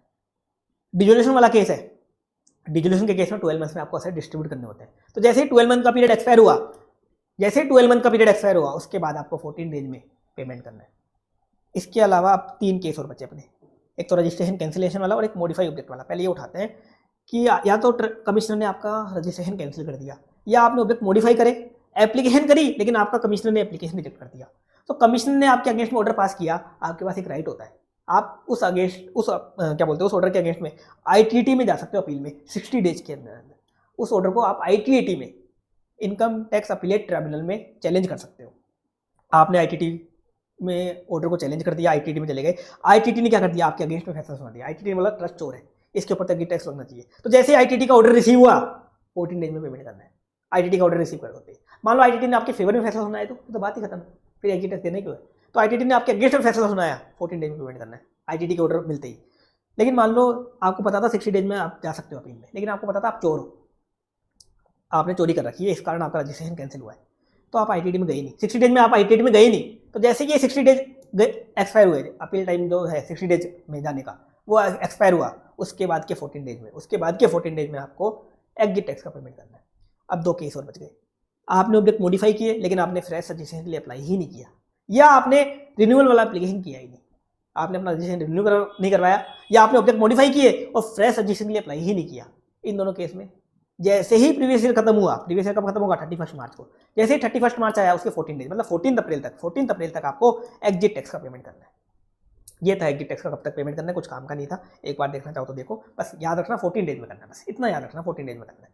अब 14 डेज में पेमेंट नहीं करते तो आपके ऊपर इंटरेस्ट लगेगा, सेम बाईबैक वाला, सेम बाईबैक मैंने बताया था ना मैंने आपको 1% पर मंथ और पार्ट ऑफ द मंथ की रेट से लगेगा। 15 डेज से लगेगा, कब तक लगेगा, जिस दिन तक आप टैक्स जमा कराओगे उस दिन तक लगेगा। फिर जितना आपका एग्जिट टैक्स बनता था किस में लगेगा, ये एग्जिट टैक्स में, इनकम पे नहीं लगेगा, एग्जिट टैक्स में। जैसे बाईबैक वाला भी कैसे लगता था, बाईबैक के टैक्स में लगता था। कैसे निकालोगे मैंने सिखा दिया आपको बाईबैक वाले में, एग्जाम्पल लेके सिखाया था, वो एग्जाम्पल देख लेना, बाईबैक वाला रिवीजन देखना, वहाँ मैंने करवाया था। अब आप एग्जिट टैक्स का 14 डेज में पेमेंट नहीं करते, एक दिक्कत हो जाएगी। क्या दिक्कत हो जाएगी, ट्रस्ट को, ट्रस्ट के प्रिंसिपल ऑफिसर को, ट्रस्टी को असेसिन डिफॉल्ट बनाया जाएगा अगर 14 डेज में पेमेंट नहीं करते। और असेसिन डिफॉल्ट बनाए गए तो आपको अवार्ड नहीं मिलेगा, पेनल्टी ठुकेगी आपकी, जितना टैक्स जमा नहीं करवाया उतनी पेनल्टी और ठुक जाएगी। टैक्स तो देना ही है, पेनल्टी और दो। ये था एग्जिट टैक्स का कंसेप्ट जो अपन ने पूरा देख लिया।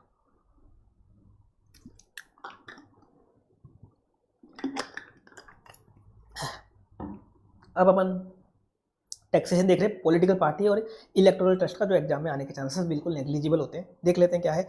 पॉलिटिकल पार्टी सेक्शन 13 है, पॉलिटिकल पार्टी की काफ़ी सारी इनकम एग्जिम्ट हो जाएंगी, कुछ कंडीशन बता रही है। पॉलिटिकल पार्टी की कौन कौन सी इनकम एग्जिम्ट हो जाएंगी वो तो अपन देखेंगे, लेकिन पहले कंडीशन देख लेते हैं। पॉलिटिकल पार्टी को एक तो बुक्स मेंटेन करनी है, एक बुक्स की ऑडिट करवानी है, एक ROI ड्यू डेट फाइल करनी है। अगर पॉलिटिकल पार्टी को किसी बंदे से डोनेशन मिल रहा है 20,000 से ज़्यादा का, तो उसका रिकॉर्ड रखना है, उस बंदे का, उस डोनर का नाम और पता रखना है, रिकॉर्ड्स में नाम और पता रखना है। इसके अलावा पॉलिटिकल पार्टी को अगर 2,000 से ज़्यादा का डोनेशन मिल रहा है तो कैसे लेना है, only account pay cheque, DD, ECS, electronic mode और इलेक्टोरल बॉन्ड से, cash, mirror cheque, cross cheque से नहीं लेना। अगर ये 5 कंडीशन सेटिस्फाई हो जाती है तो पॉलिटिकल पार्टी की काफ़ी सारी इनकम एग्जेम्प्ट हो जाएगी। क्या क्या? हाउस प्रॉपर्टी की इनकम एग्जेम्प्ट हो जाएगी, कैपिटल की इनकम एग्जेम्प्ट हो जाएगी, अदर सोर्स एग्जेम्प्ट हो जाएगी, और जितना भी डोनेशन मिला, मेन इनकम क्या होती है डोनेशन की, वो भी पूरी एग्जेम्प्ट हो जाएगी, वो भी पूरी एग्जेम्प्ट हो जाएगी। बस एक इनकम टैक्सेबल होगी अगर पॉलिटिकल पार्टी का मान लो कोई बिजनेस है, पॉलिटिकल पार्टी का एक रेस्टोरेंट है, एक कैफे है, उससे जो इनकम हो रही है वो क्या होगी? Fully taxable. बाकी सारी इनकम फुली एग्जेम्प्ट हो जाएंगी अगर पांचों कंडीशन सेटिस्फाई हुई तो। इनमें से मान लो कोई भी कंडीशन वॉलेट हो गई, जैसे मान लो पॉलिटिकल पार्टी ने क्या किया, 5000 का डोनेशन अमन से कैश में रिसीव कर दिया, तो सारी इनकम टैक्सेबल कर दो। क्या करो? सारी की सारी इनकम टैक्सेबल कर दो, कोई एग्जीमेशन नहीं मिलेगा। या मान लो पॉलिटिकल पार्टी ने 30,000 का डोनेशन एक बंदे से रिसीव किया, उसका नाम पता लिया ही नहीं, नाम पता लिया नहीं, सारी इनकम टैक्सेबल कर दो। इसमें दो व्यू पॉइंट होते हैं, एक तो क्या है सारी इनकम टैक्सेबल कर दो, इंस्टीट्यूट क्या करता है सारी इनकम टैक्सेबल कर देता है फर्स्ट अल्टरनेटिव में।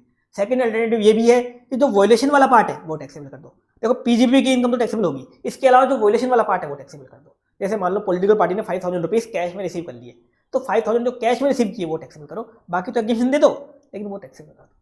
पीजीपी तो होगी टैक्सेबल, लेकिन बाकी वो टैक्सेबल कर दो वॉयलेशन वाला पार्ट। तो अपन तो क्या करेंगे, जैसे भी एक भी कंडीशन वॉयलेट हुई आप तो सारी टैक्सेबल कर दो। आप तो क्या करो, सारी की सारी इनकम टैक्सेबल कर दो। एक है section 13B, taxation of electoral trust. ये इलेक्टोरल ट्रस्ट क्या होते हैं? इलेक्शन कमीशन ऑफ इंडिया नहीं होता ये क्या होते हैं? डोनर और पॉलिटिकल पार्टी के बीच के एजेंट होते हैं, बिचौलिए होते हैं, एक तरीके से बिचौलिए, जिनके ऊपर इलेक्शन कमीशन ऑफ इंडिया निगरानी रखता है, और इनको सीबीडीटी से क्या लेनी पड़ती है? अप्रूवल लेनी पड़ती है सीबीडीटी से।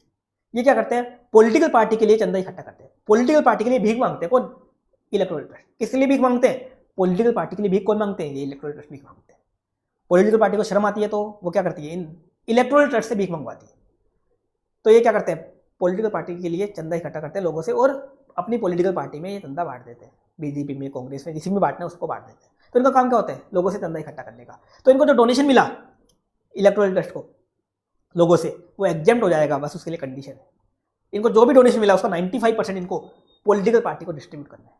जैसे मान लो इनको 1 करोड़ का डोनेशन मिला तो कम से कम 95% कितना हुआ? 95 लाख पॉलिटिकल पार्टी को डिस्ट्रीब्यूट करना है, वो क्योंकि इनका पैसा नहीं है, ये तो बिचौलिए एजेंट है, पॉलिटिकल पार्टी के लिए डोनेशन इकट्ठा कर रहे हैं, तो 95% तक इनको डिस्ट्रीब्यूट करना है। बाकी ये अपने पास रख सकते हैं थोड़ा बहुत, लेकिन 95% इनको डिस्ट्रीब्यूट करना है। इसमें एक चीज और है, along with surplus brought forward from Algeria. इसका मतलब क्या हुआ? जैसे मान लो लास्ट ईयर डोनेशन मिला था इनको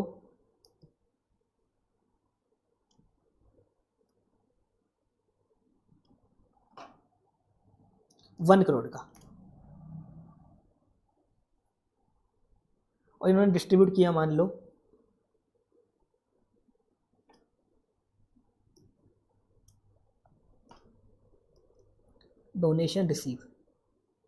लास्ट ईयर की बात करते हैं, 1 करोड़ का मिला इसको, किसको? इलेक्टोरल ट्रस्ट को, और डोनेशन इन्होंने डिस्ट्रीब्यूट कर दिया लास्ट ईयर 95 लाख का। बैलेंस कितना बचा इनके पास? 5 लाख का बचा।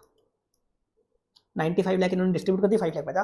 लास्ट ईयर इनका डोनेशन एग्जेम्प्ट हो गया क्योंकि 95% इन्होंने डिस्ट्रीब्यूट कर दिया, कम से कम 95% इनको डिस्ट्रीब्यूट करना होता है। करंट ईयर में इनको फिर से डोनेशन मिला 1 करोड़ का, करंट ईयर में फिर से 1 करोड़ का मिला। अब करंट ईयर में कितना डिस्ट्रीब्यूट करना है एग्जेम्प्ट करवाने के लिए? 1 करोड़ का 95% नहीं करेंगे, 1 करोड़ और पुराना बैलेंस जो इनका बचा हुआ है 5 लाख, 1 करोड़ प्लस 5 लाख, इसका करेंगे 95%, मतलब पुराने बैलेंस को मिलाएंगे। करंट ईयर में जो डोनेशन मिला वो लेंगे, और पुराना जो बैलेंस पड़ा हुआ है इनके पास, उनका एग्रीगेट का इनको क्या करना है? उनका एग्रीगेट का 95% डिस्ट्रीब्यूट करना है, अगर इनको डोनेशन एग्जेम्प्ट करवाना है तो। अगर ये कम डिस्ट्रीब्यूट करते हैं तो इनका डोनेशन की इनकम के हैंड में क्या हो जाएगी? टैक्सेबल हो जाएगी। ये क्यों किया गया? ताकि ये चुपचाप पॉलिटिकल पार्टी को डोनेशन डिस्ट्रीब्यूट कर दे, खुद ना खा जाए।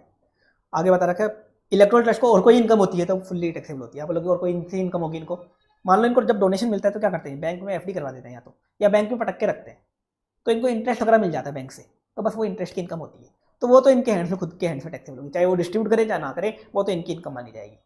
इंटरेस्ट वगैरह की इनकम होती है ना इसको, इलेक्टोरल ट्रस्ट को, तो इनकी इनकम मानी जाएगी। आगे बता रखा है इलेक्टोरल ट्रस्ट को जो डोनेशन लेना है कैसे लेना है? Account pay cheque, DD, ECS, electronic mode से लेना है, कैश वगैरह से नहीं लेना। आगे बता रखा है इलेक्टोरल ट्रस्ट को जो डोनेशन लेना है किससे लेना है? इंडियन लोगों से लेना है, इंडिया के बाहर के लोगों से नहीं लेना। इंडियन लोगों से लेना, इंडिया के बाहर के लोगों से नहीं लेना, और गवर्नमेंट कंपनी से नहीं लेना, या दूसरे इलेक्टोरल ट्रस्ट से नहीं लेना। इंडिया के बाहर के लोगों से क्यों नहीं लेना? देखो इंडिया के बाहर के लोग क्या करते हैं? अपना एजेंडा चलाने के लिए, इंडिया को बर्बाद करने के लिए इंडिया में फंडिंग करते हैं। फंडिंग किसको करते हैं? इन पॉलिटिकल पार्टी को जो उनके एजेंडा को सूट करती है। कुछ पॉलिटिकल पार्टी होती हैं जैसे कश्मीर में ना पीडीपी, तो पाकिस्तान से इसको फंडिंग मिलती है कि इंडिया को गालियाँ दो या भारत को गालियाँ दो और पाकिस्तान की तारीफें करो, तो फंडिंग आती है। अब फंडिंग ना हो, ऐसी फॉरेन फंडिंग ना हो, इस कारण मना कर रखा है कि ये फॉरेन की फंडिंग नहीं लेंगे। लेते हैं अगर ऐसा कांड करते हैं ये, तो इनको इलेक्शन कमीशन ऑफ इंडिया दस लेगा और इनको रजिस्ट्रेशन क्या हो जाएगा, इनका कैंसिल हो जाएगा। और इनकी जो पॉलिटिकल पार्टी है इलेक्टोरल ट्रस्ट की, मतलब इनका जो मालिक है पॉलिटिकल पार्टी, उसका भी रजिस्ट्रेशन कैंसिल हो जाएगा। पहले एक पॉलिटिकल पार्टी होती थी PFI,